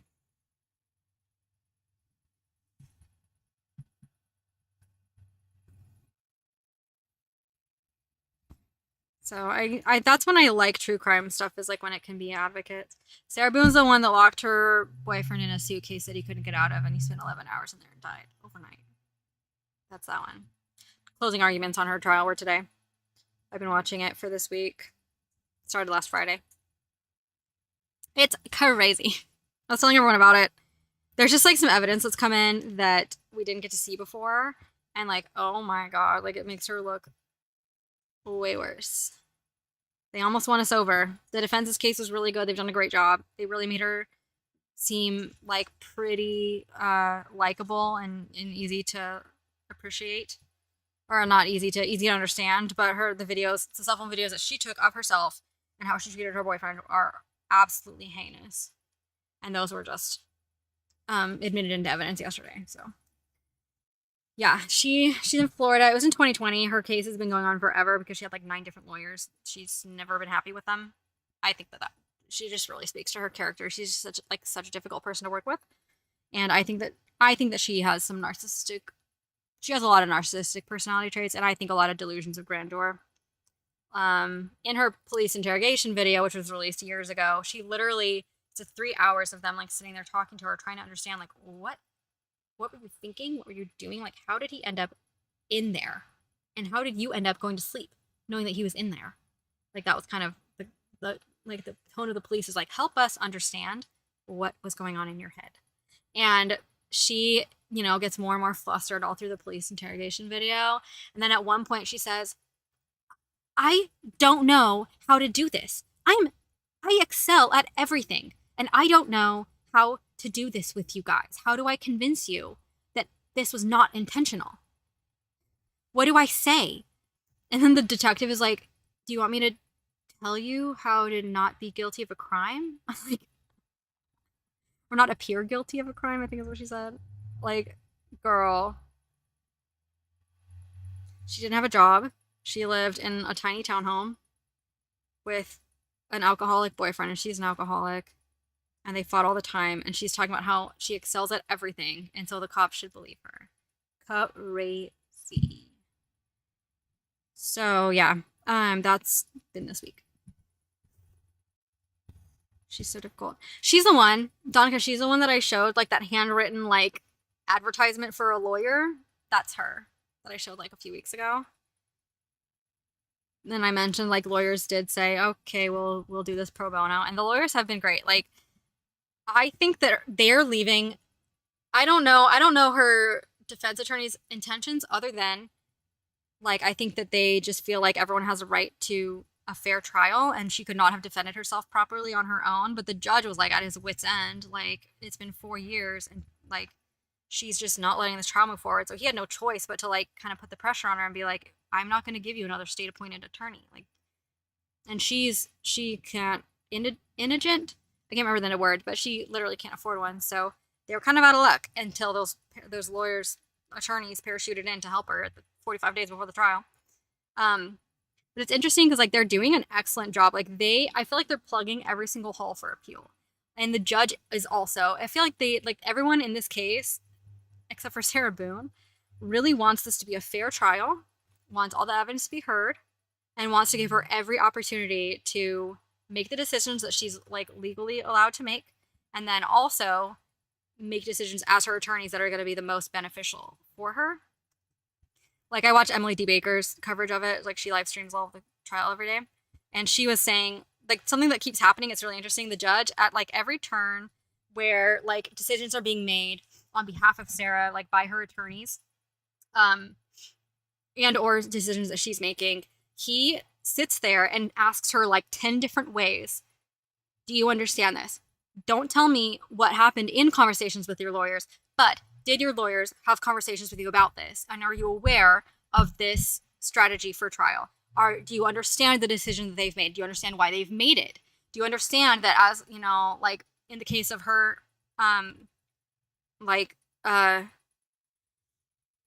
like giving testimony as a witness, do you understand that you are not obligated to do this? This is your choice. You are allowed to waive that right, and the jury is not allowed to hold that against you. Yes. Like he drills her with like all of these questions to make sure that every single step of this trial that like she is aware.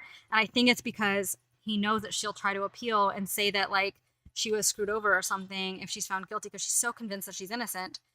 So he's like not leaving any room. And then her attorneys also, like, they are, I don't think I've ever seen such like zealous advocacy is like what like attorneys and lawyers are called to give their clients, is zealous advocacy. Like, you are supposed to be all in on giving your client everything that they need to have the best outcome that they can have. And these attorneys are going above and beyond, I would say, especially with only 45 days before the trial, trying to play catch up. Like, they're doing an excellent job. They are rigorously defending her, and like they're working hard to try to get witnesses out that they are like expert testimony out that they think is unfair. They are like, their cross-examinations are very thorough and like very, you know, serious, and they go over everything. Like, they're doing everything they can do. And it's kind of like usually attorneys will always like defend their clients totally, but there's some things where you're like, yeah, like they'll probably appeal that because that was weird or whatever. In this case, it's just like between the judge and her attorneys doing literally every single step of this trial, like so cleanly, so by the book, and so thoroughly, I feel like she has no room for appeal at all. Like, I there's not one moment in this trial where I was like, yeah, they could come and look at that and like want to take a second look because of that. Not one instance. It's like at least the first 5 days were the cleanest run trial I've ever seen. It was so professional, which is, it makes it kind of fun to watch. But yeah, it also moved super fast. So the jury was like out for, they asked for 3 weeks of their time, and it's day 6 and they already had closing arguments. So unless the jury takes 2 weeks to deliberate, it's going to be over way quicker than the court estimated, which is great. But yeah, no, it's crazy. So Donica, what happened? I'm sorry, guys. I'm going to repeat this for a second. What happened is like the whole trial has been really clean. The defense ended up having a big win and being able to bring in evidence of how Sarah was abused in that relationship, which was a big win for them. That hadn't been decided until they appealed for it in court, and the judge took a look and said, yeah, like according to case law, if there's even a scintilla of evidence that could have affected her decision making and her, like, the way things went down, then yeah, it needs to be addressed. So that was a big win for them, and they were able to bring in all of, like, she had a stab wound in her leg, like huge black eyes, like definitely she had some serious injuries. And so like for a while, the state's case was pretty cut and dry. They did the suitcase video that she took saying like F you, and him locked in a suitcase saying, Sarah, please, I can't breathe. And her saying, that's my name, don't wear it out. Shh, like literally nutso. She also was slurring her words so much, like clearly very intoxicated. So like they brought that in, and then because the defense ended up being allowed to bring in all of the other abuse stuff, that meant that the state was able to bring in all of this evidence from Sarah's phone and from body cam footage from prior incidences with police. So that was yesterday. It was crazy. Like, I was telling everyone, it's pretty, like, I was, like, you were kind of starting, she actually was very reserved and, like, chill on the stand. She still says things in weird ways where you're like, what? But, like, all in all, it wasn't anything really exciting. And so then that just seemed like, okay, like, that's how it's going to be. Cool. And then the last thing the state left us with in their rebuttal case, because of the evidence that was being able to be brought in of her being abused, they were able to do a rebuttal for that portion of the trial because they hadn't previously, like, given any of their evidence for it. So that's kind of how it went. So usually it's like state makes their case and rests, defense makes their case and rests, and then if they've both covered everything, then they do closing arguments and then deliberation. But in this case, because the defense ended up in the middle of their case able to bring in a whole different aspect of it, now the state is able to do a rebuttal to that. So anyway, yeah, in their rebuttal, they had one expert testimony.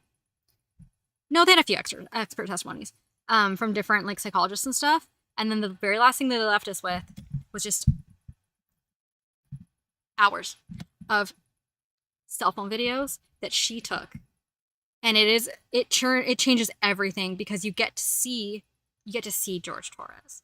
and like how he was abused by her and how she treated him behind closed doors, and the videos that she took thinking that it was evidence of like how terrible he was, except she's just absolutely like, it's horrific and it's really hard to watch, like to the point where he's like crouched over in fetal position up against the wall at 2 a.m. as she's berating him. And he finally gets up to leave and says, "Hey, I love you." And she goes, "I don't love you." Like, that's like the kind of stuff that she was just spewing at him constantly. So bad. So anyway, yeah. So the state was allowed to bring that in. And we were wondering, because like they cross-examined her really short. Like, it was really short and they didn't ask her a lot of questions. So we were all like, why are they just overconfident in their case? Like, why are they not actually going through all the ways that she's lied in the past? That's why. They were almost just like, we know you're going to lie, so we're not going to give you the opportunity to talk. We're just going to let the video speak for themselves at the end of this trial. So that's what they left us with yesterday, and then today was closing arguments, and now jury's deliberating. Very exciting. I think I would have said, before those videos, I would have said there's a very good chance that she could be found of manslaughter and not second-degree murder. But after those videos, I think it would be kind of crazy if the jury didn't come back with second degree, honestly. Because she very clearly was the aggressor in a lot of these instances. Anywho, it's been very riveting this week. I've been watching that. And I'm glad it's over quick, because cases like Deb v. Heard went on for 3 weeks. It was so much time, and it was so long, and things were moving so slow, and the lawyers were so disorganized and asking bad questions, and it was like frustrating. So this is so nice. It's so cleanly run. Very few objections, like very few sidebars, like so quick and easy. How a court should be run. It made us think, I think Emily D. Baker mentioned something. Tell me what you think. Apparently there's a huge shortage of court stenographers. Mary, also, by the way. I know you're looking for work. I know you want to do, like, education. But I bet it's the same in Canada. There's such a shortage in court stenographers, at least here in the United States, that they literally, like, states will completely cover stenographer, like, the training and tuition to become a court stenographer. They'll cover all of it. Just they need people there to work. And it's like, it's such an interesting job. It's like, you're not a lawyer. You don't have to, like, you know, you're like not having to be out there like in the limelight, and you also, like, people mostly ignore you, but you also get to sit in court all day long on all these super interesting cases. And then you have a very specialized skill set, which means you'll always have a job, because once you learn how to be a stenographer with like their special shorthand that they use, then like you'll always have a job. And it's usually like a state or like, you know, city position, which means that you also will have all of the benefits. Like, Vince and I were like, you know, once we're living in a place again, that's like something actually really worth looking into, I think, for potential jobs down the line. If you wanted something like really stable, I was like, that's cool. Yeah, court reporting.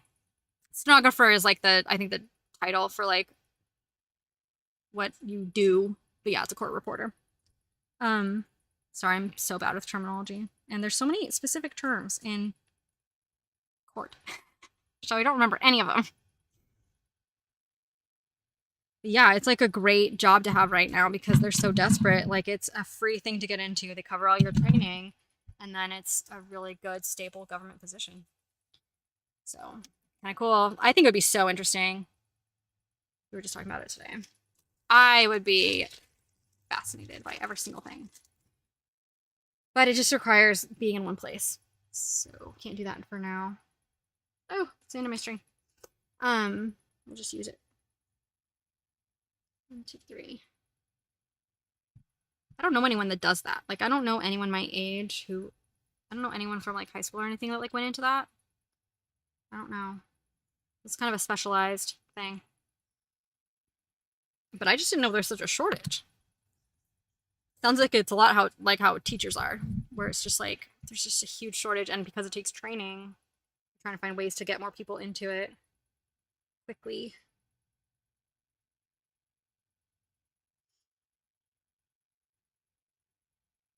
You'd think, right? I think that they still trust humans more than computers. Like, they still use someone sitting there hitting buttons. They do have systems and stuff, obviously, that like transcribe the shorthand really instantly, and they have it you know, so that the jury can see the whole transcript right away once they go into deliberation. So like I think like the way that it's like can't get the string off. The way that it's like entered into like, you know, the court file system of everything is much quicker. It's not, you know, typed out by hand like it used to be. But yeah, they still have someone sitting there. You know what I think it is actually? It's because they have to have it being able to be read back immediately. Like that happened today. They objected or yesterday. They objected over one of the expert witnesses' answers to something, and one of the lawyers started to argue that her answer was different than one in the deposition, which means that they needed to redepose her before because her answer changed, and her answer can't change because then they don't, you know, it's like a violation of discovery. So he was arguing really hard that like she gave a different answer and this is unfair. And so then, you know, they had to pull up the deposition original testimony transcript and read that, and then they had to have the court reporter read the transcript of what the witness had just said to compare the two.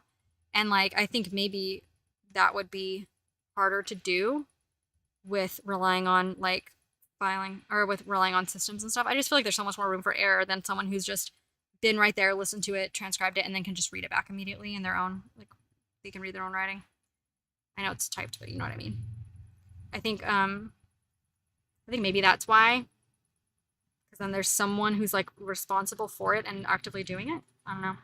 But yeah, apparently there's a shortage and you can get your tuition totally covered, at least here in the US. So anyone who needs a job, I would be interested in that if we had a place to live that was in a single location. I just think it'd be so fascinating. And it's so nice because you know that like your hours are going to be very set and cut and dry. And the days where there's no court, you're not working on court stuff. I'm sure there's like other things you need to do, you know, for like dealing with all of your files and stuff. But like, it's pretty nice. Seems like a good gig.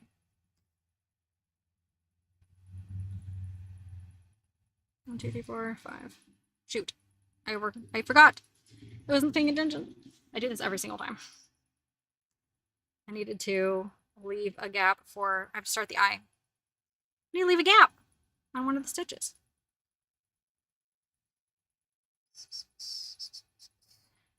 One, two, three, four, five, six, seven.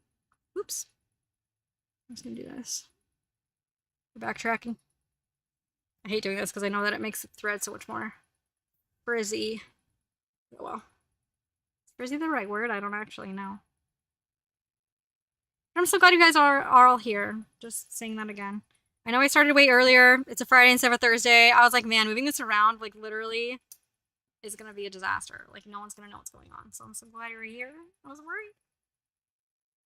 Shoot. I have one more stitch I need to take out. Or two more stitches. That is annoying. So now I have to carefully lock this back in. Bad timing. I was not paying attention. Okay. 1, 2, 3, 4, 5. Yes. I am doing the right stitch. Okay. We're doing surgery. Yeah, I've just been glued to Sarah Boone.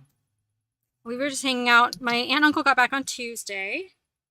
They were so happy with how we took care of their house and their cats, which was very nice. I'm glad that I really love leaving things cleaner than I found them.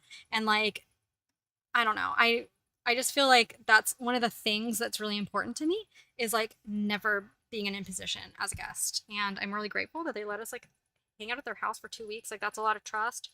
So I always feel like I want to treat it almost like, you know, like I'm renting an expensive Airbnb or something and I like want to do all the chores. We probably did more work than that on Airbnb. But take out the trash and do the floor and make sure all the dishes are done. And put everything back exactly where we found it. And like I do all of that every time. Clean the bathroom like we deep cleaned the bathroom.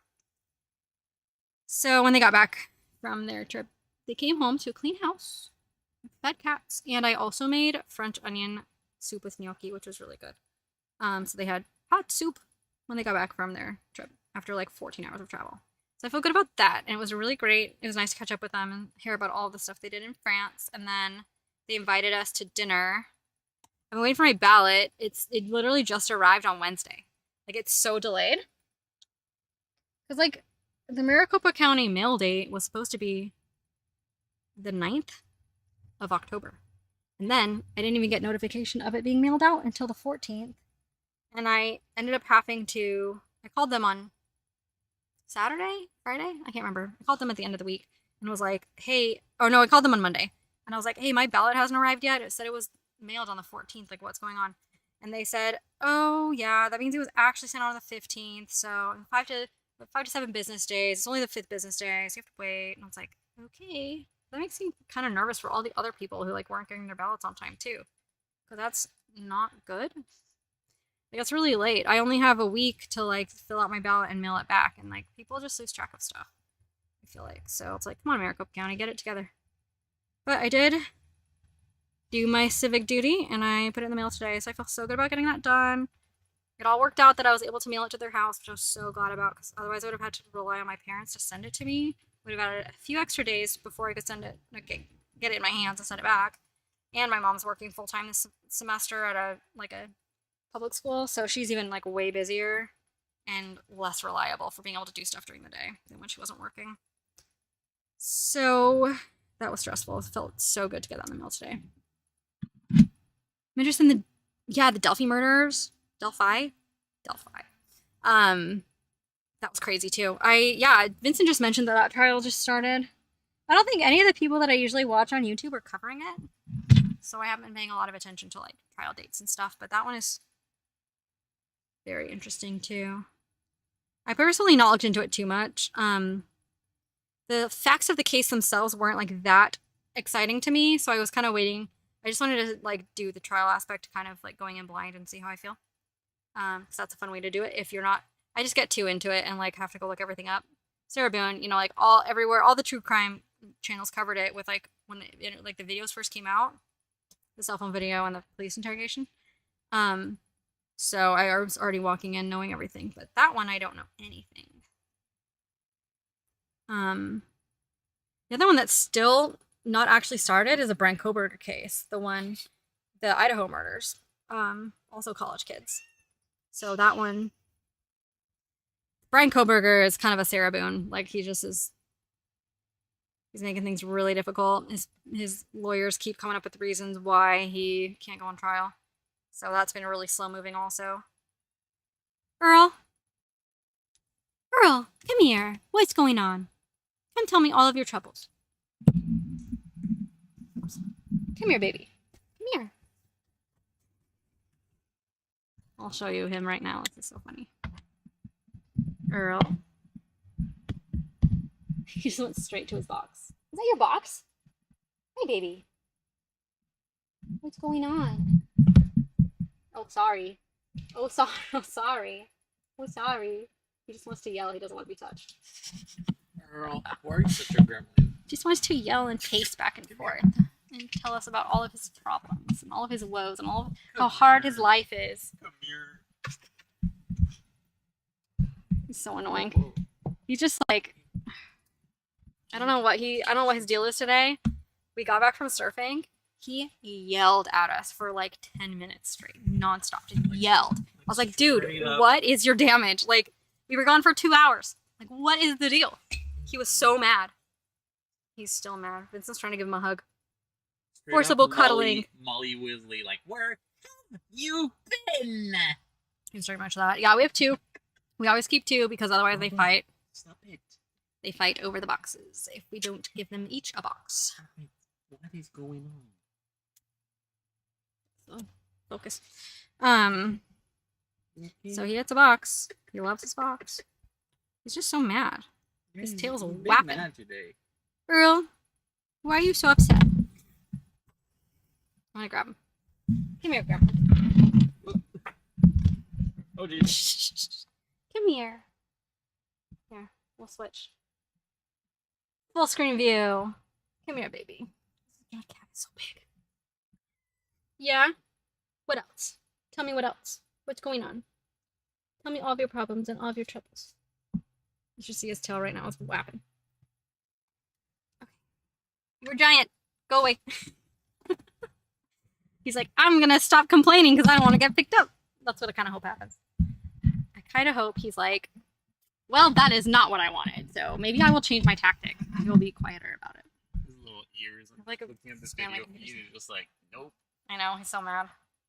I don't worry about him with that because he is also a very like human trained cat. So he'll get bitey if he's like, you know, overstimulated and playing, which is totally our fault, and I don't hold that against him.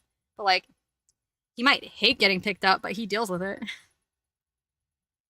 He is very patient in that way, which I appreciate. He's vigorously grooming himself now. Oh, I can't believe they touched me. Disgusting. I have to clean myself all over again. I just finished. I have to start over, take another shower. Gremlin. I don't know what's wrong with him today. You know, give him extra treats. They've been fed on time. They shouldn't be hungry. And they've got toys. They've got cardboard boxes. Come here. I don't know what else he could possibly need. I think he's just wants to go outside, honestly. Because when we were at my aunt and uncle, they got to go outside every day, pretty much. Every other day, maybe. 7 days. We had to go outside and hang out in the garden all afternoon and sleep under the bushes. And now we are in a parking lot again. So I think that he wants to go explore, but like this isn't a good place to explore. I would have, but my neck hurts so bad. I know. Vincent messed up his shoulder surfing the other day. Just like, you know, going a little too hard at like that muscle. Just like cramped up and it's been a problem. So do you have a heat on it? I didn't put till now, like I just Okay. too hot. But he did go surfing today. He's been putting heat on it and doing like NSAIDs, like ibuprofen. And it's been okay, but he tried to take it easy today, but it's still hard. Yeah, they're good. We got lucky one that they, like I said, they're people cats. So it's like I think they'd rather be with us than not. So like they'll deal with it.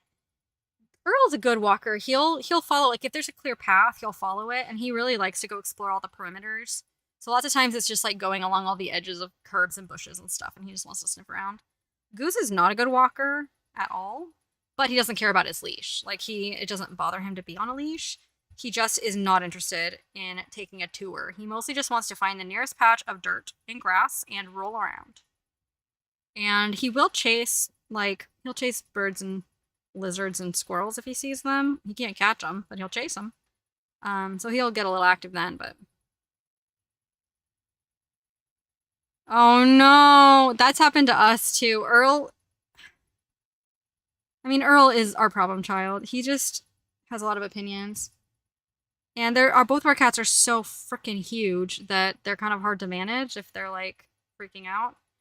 But Goose literally does not care at the vet. Like he's like a little more scared, but like the vet can handle him and he's perfect for shots. Like he's so easy. He'll get weighed, all the things.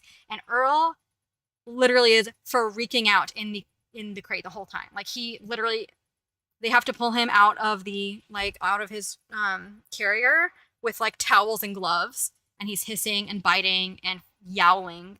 And they can't weigh him or anything. They just hold him down and stick a needle in his butt and put him back immediately in his kennel because he can't do anything. He's horrible at the vet. And then he's like mean to Goose and us. He's just hissing and mad all day.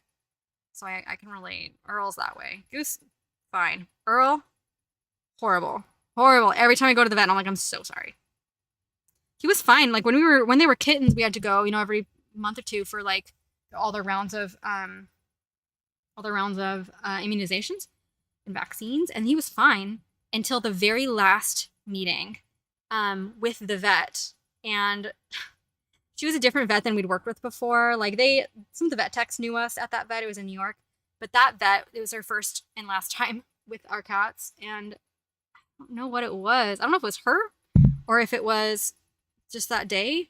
But yeah, Earl went from not caring at the vet to, and he's never not been like that ever since. He just freaked out that day and never went back.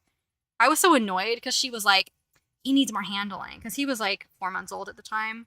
And she was like, he needs more handling. He's not being, you need to touch him more and work with him more because like this isn't good.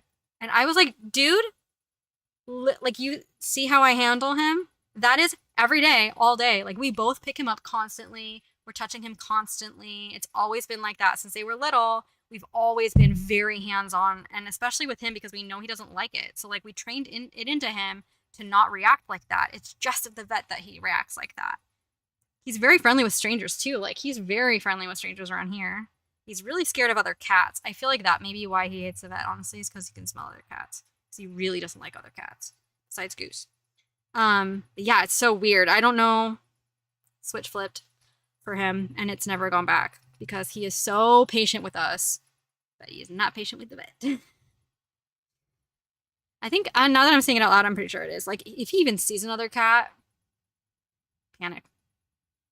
Like at my aunt and uncle's, their cats were in a foster home with a bunch of other cats for a long time. So their cats were actually very friendly. Like their cat who's, I don't know, I would say almost like acts kind of semi-feral. Miles, he's really small. He's the cutest baby. And he always has his little tail wrapped around his legs. But yeah, like one of the last days that we were there, I was like working on stuff in the house, and Earl like could see me through the window.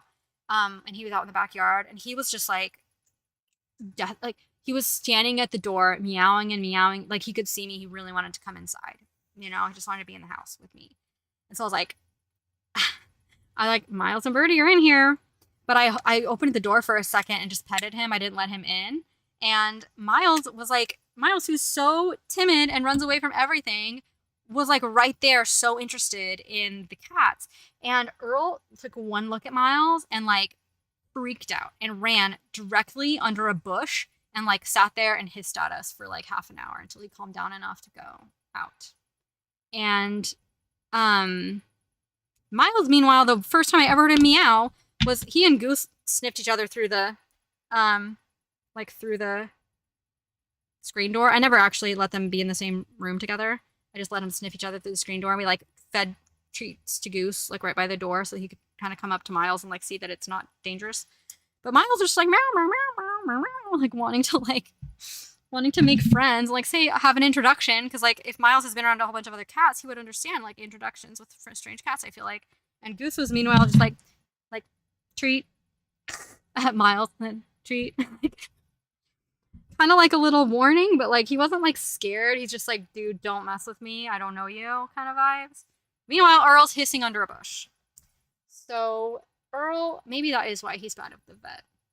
Because Donica, no, he's not bad on the way there. Like they don't love their kennel, obviously. And we only have one because we live in a van, so they have to share it. It's huge. You know, it's a very large spot.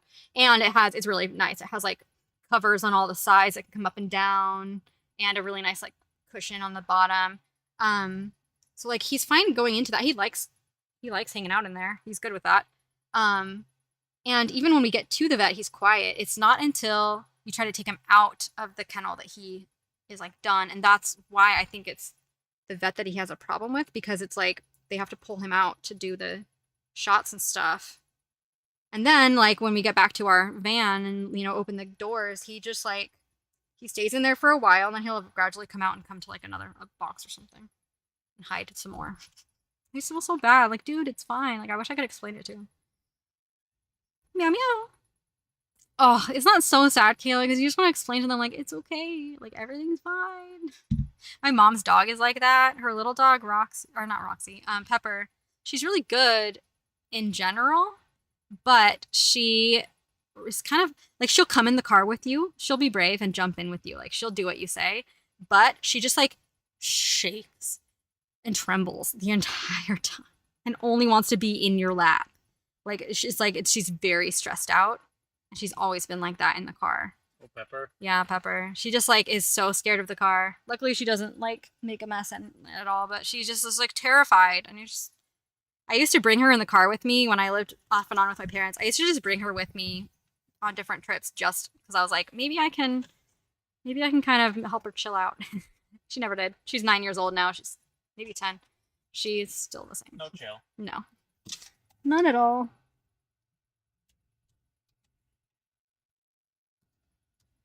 Yeah, it just makes me so sad. And then obviously our cats are fine with the car, so I think since we're driving all the time, it's not like they know that the car equals the vet.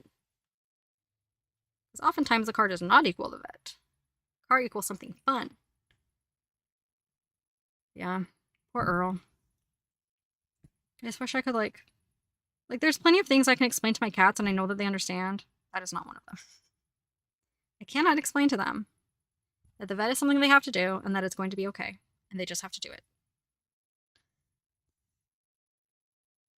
Doing the eyeball. I'll be on a little bit longer. I am going to switch to Minecraft soon-ish.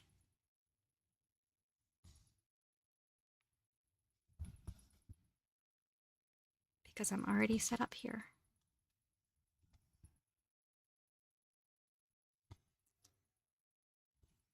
Yeah, it's tricky. Poor baby. We do spoil them. I kind of feel bad. Like we've spent a lot on their food over the years. I think when they were really young, we did smalls, which is like, you know, frozen fresh food, kind of like what you get for dogs. Like, dogs have a lot more options for that, but the smalls was the first one for cats. So we used to have that delivered. That was good while they were kittens, and then we switched to Cat People, which I think it's Cat Person. I think that's the name of the brand. Anyway, that brand is really great. It's like, it's in little like things kind of like a can, but just like higher quality. And that was really good.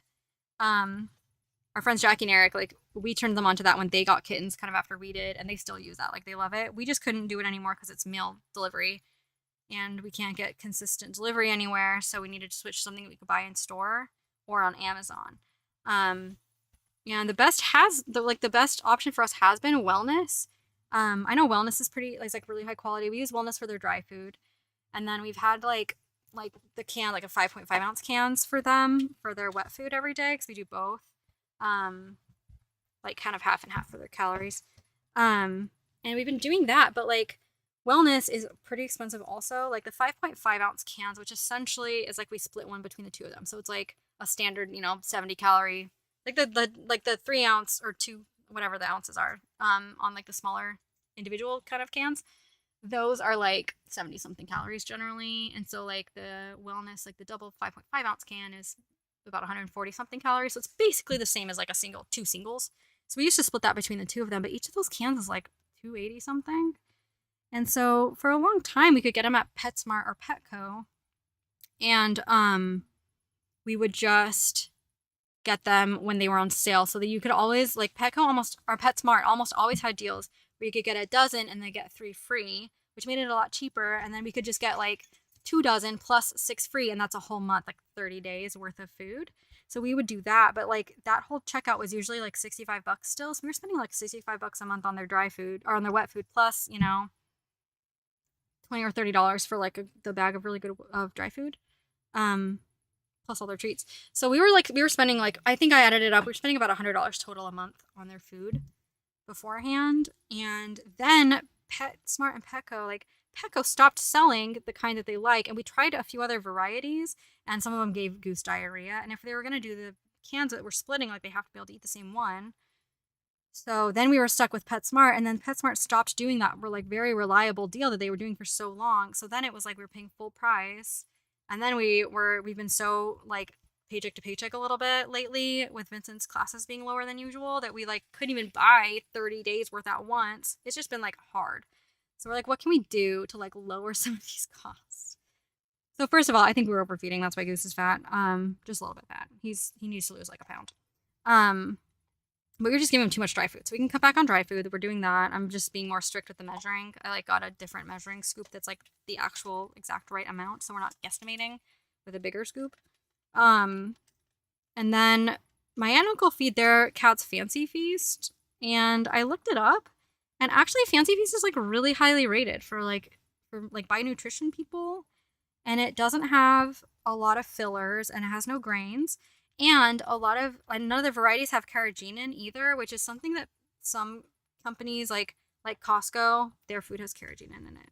And some of the Target ones do too. Carrageenan has been found to cause kidney failure in cats, or can cause kidney failure in cats, which is the number one killer of cats is kidney failure. So I try to avoid carrageenan, and that's become a thing where like foods will say carrageenan free. I think it's fine for dogs, but for cats, it just is like does a number on them. And so many, especially cheaper brands have used that. I think it's like a thickening agent or something. That's why they use it. But anyway, yeah. So like Fancy Feast doesn't have any of the stuff that I always look for, grains and carotene, and I avoid those.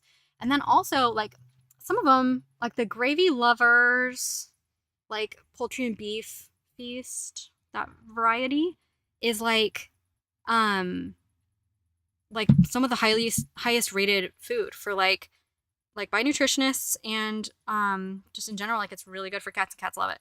So when I realized that, I was like, why am I spending so much on like wellness food? And then I have to go into PetSmart and find and buy, and it's so expensive when I could just be doing Fancy Feast and like consistently find it. It's everywhere and it's easy to get on Amazon anywhere. It's way cheaper. So like they each get a little can a day and it's $50 for the whole month for both of them instead of 65. And then because we're cutting back on their dry food, also we'll save money on dry food because we're just feeding them less dry food. Now, Kayla, what I did is it took ages. I went through and did all of the math. It took so long to like figure out like how much per portion is each of their food that they eat. And then also like how much is it that we buy each month and how much it ends up being. And like what are all the calorie counts? Like what am I supposed to be feeding them? And it's hard because my cats are so freaking huge already that they eat probably a little bit more than average, but it's hard because like Earl's so much more active than Goose, and Goose is the one that's overweight because he loves food and he doesn't like to move. Like even playing with toys, he just sits there and does this. He won't run around and like jump and play like Earl does.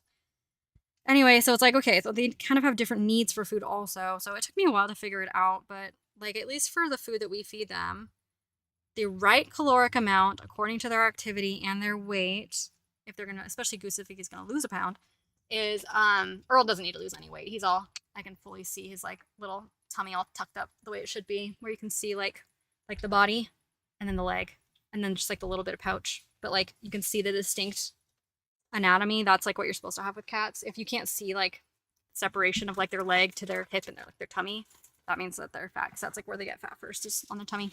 Anyway, so Earl's perfect, but Goose needs to lose weight. So like they really need a little more than 200 calories a day with their activity levels. We're feeding them closer to 300 calories a day, which is what most people end up feeding them, because that's still not a lot of food. It doesn't seem like a lot. And dry food is so much higher in calorie counts. It's hard to visualize like how much it's supposed to be. So I realized we were feeding them closer to like, we're feeding them about 2/3 cup of dry food each a day, around is what it ends up being. And what they really needed was like a 1/2 cup a day. No, 1/4 cup a day, actually. A lot less. So, yeah, we were feeding them, it was a little bit, maybe we were feeding them closer to a 1/2 cup. Between 1/2 cup and 2/3, because we had this cup measure that was 1/3, and we'd feed them a little under 1/3 at morning and night. So it was like, it ends up being around a little less than 2/3, but like, I mean, when you average it out, it's probably closer to 2/3. So now I feed them 1/8 cup morning and night. A little tiny scoop. I can make it heaping because there's a little bit of wiggle room, which is nice. I don't have to be so precise with measuring, but yeah, so I got an 1/8 cup instead of a 1 to 2/3 cup, which is what came with our cat person food forever ago, and we just kept using it. It was like a cup that's like 2/3 and like there's like a halfway line for 1/3. That's how we were doing it. It was just so not exact. And that's where we were overfeeding them. I think it was with the dry food. So anyway, now they get 1 small can a day, that's 70 calories each, plus a 1/4 cup total of dry food, plus some treats every day, which is a lot less food than we were feeding them. I feel kind of bad every time I dump the little 1/8 cup of dry food into their bowls. They just look at it and they're like, and then they eat all of it. But like, I know that that's the right amount of calories, and they get treats if they're still hungry. So it's a hard transition though, man. I always feel bad that their bowls are so empty. I'm used to just like letting them free feed, but Goose can't free feed anymore. So it's tricky. It was so much math. It took me a long time. And then Vincent came out of his lesson, and I had done all that math, and I was like explaining it all to him, and he's like, do I need to know all of this? Because this is I'm like, you need context. Explain every cent of money that we spend on each of them individually every day, and then how that adds up over the month, and then how that translates into what we buy. But yeah, Fancy Feast, the like Gravy Lovers, those ones are good. The seafood, we have the seafood medley one now. And then we got the poultry and beef one for next try. But, like, Goose had some stomach issues on the other wellness food, but he's been fine so far on Fancy Feast, and they love it. They, like, gobble it all up. So I think that it's working out. It's just a hard transition to feeding them less. Yeah, Kayla, like, you just feel so guilty because it's like we get to eat whatever we want as humans. But, like, we make better choices for our pets than we do for ourselves as far as health goes. But, like, I understand how much I love a packet of Oreos sometimes. But I also understand why they're bad, and I can control myself, and our cats cannot. So it's so tricky. Like, I know I'm doing better by you than I do for myself, but I also feel kind of bad that I can't explain that to you, and you just get boring, healthy food. What I do is I let them sniff all my food. Goose is always really interested in what we're eating. Probably just seeing, like, is there something that I would want too? So I always let him sniff it. Like, and, like, he's not even interested in, like, I'll let him sniff my bacon today. Not interested.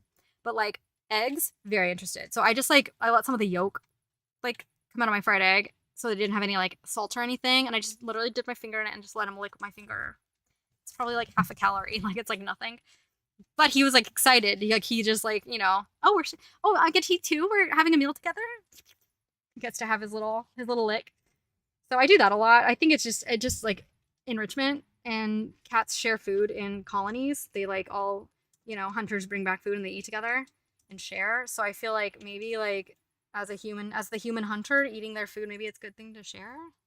I don't know if they care about that, but that's how I think of it. Okay, I think I'm going to stop here on this because I have to start a new thread otherwise. And I just realized maybe I don't want to do that. Yeah, I know this stream is a little shorter than usual, but it's also because it's a Friday, not a Thursday. I promise we'll be back to normal next week. Like, yesterday was the only night that my aunt and uncle had free. And they really wanted to take us to dinner, and they took us to a really good Thai restaurant, and I needed to go there anyway to get my ballot. So I was like, that's not really something I can say no to. I needed to get my ballot and also let them say thank you for us taking care of their cats, even though they were already so generous and gave us, like, $250 in gift cards to spend. They were so nice, but we were so broke that we were really grateful for it. So I was like, okay, like, totally, you can take us out to dinner. We love hanging out with them anyway. So I had to take them up on that yesterday. We'll be back to normal this week, though, because we won't have anything going on until, I don't know, holidays. Thursday of Thanksgiving, obviously, I won't be streaming that night. We don't have anything going on until then. It's just normal stuff. And we'll be in California until probably the second week of November. And then we'll be traveling back to Arizona. So, should be business as usual from now on. I'll be having a YouTube video coming out soon on this channel, starting my new art series, which I'm very excited about. I need to figure out a vlog soon too. I haven't figured out what I want to do for that. But everything else is pretty standard. And then I also have my games channel, which is just occasional live streams because it's just for fun and I'm doing Minecraft anyway, so might as well live stream it. So that's what I'm gonna do now, I think. You hear Earl? He's back to complaining. So I'm gonna switch over to that. And then probably go meet up with my dad at 9:30 tonight, which feels very late. But I love you guys. Thanks so much for hanging out. It feels kind of good to end this, like, before everyone else has to leave. Like, is that good? Is that not? I feel like, am I the first one to leave? I'm not just staying until everyone else is gone. This is fun. But I do already have a stream scheduled on my game channel, so switching over to that. If you felt like continuing to listen to a stream while you do stuff, you can come over and do that with me. I think we're gonna figure out an ancient city underneath my base, which is very dangerous and will be a probably funny, stressful event. Look at that. They have dirt. Luckily, it's on the underside. Oh well. Okay. That's all, folks. Have a good night. I'm trying to think if there's anything else. There isn't anything else. I'm just procrastinating turning it off because I always feel bad saying goodbye. I want it to never end, ever. I love you so much. Never leave me. But yeah, I'll see you next week. I'll schedule a stream earlier this week too, so you know what's on the calendar. And have fun crafting. Love you guys.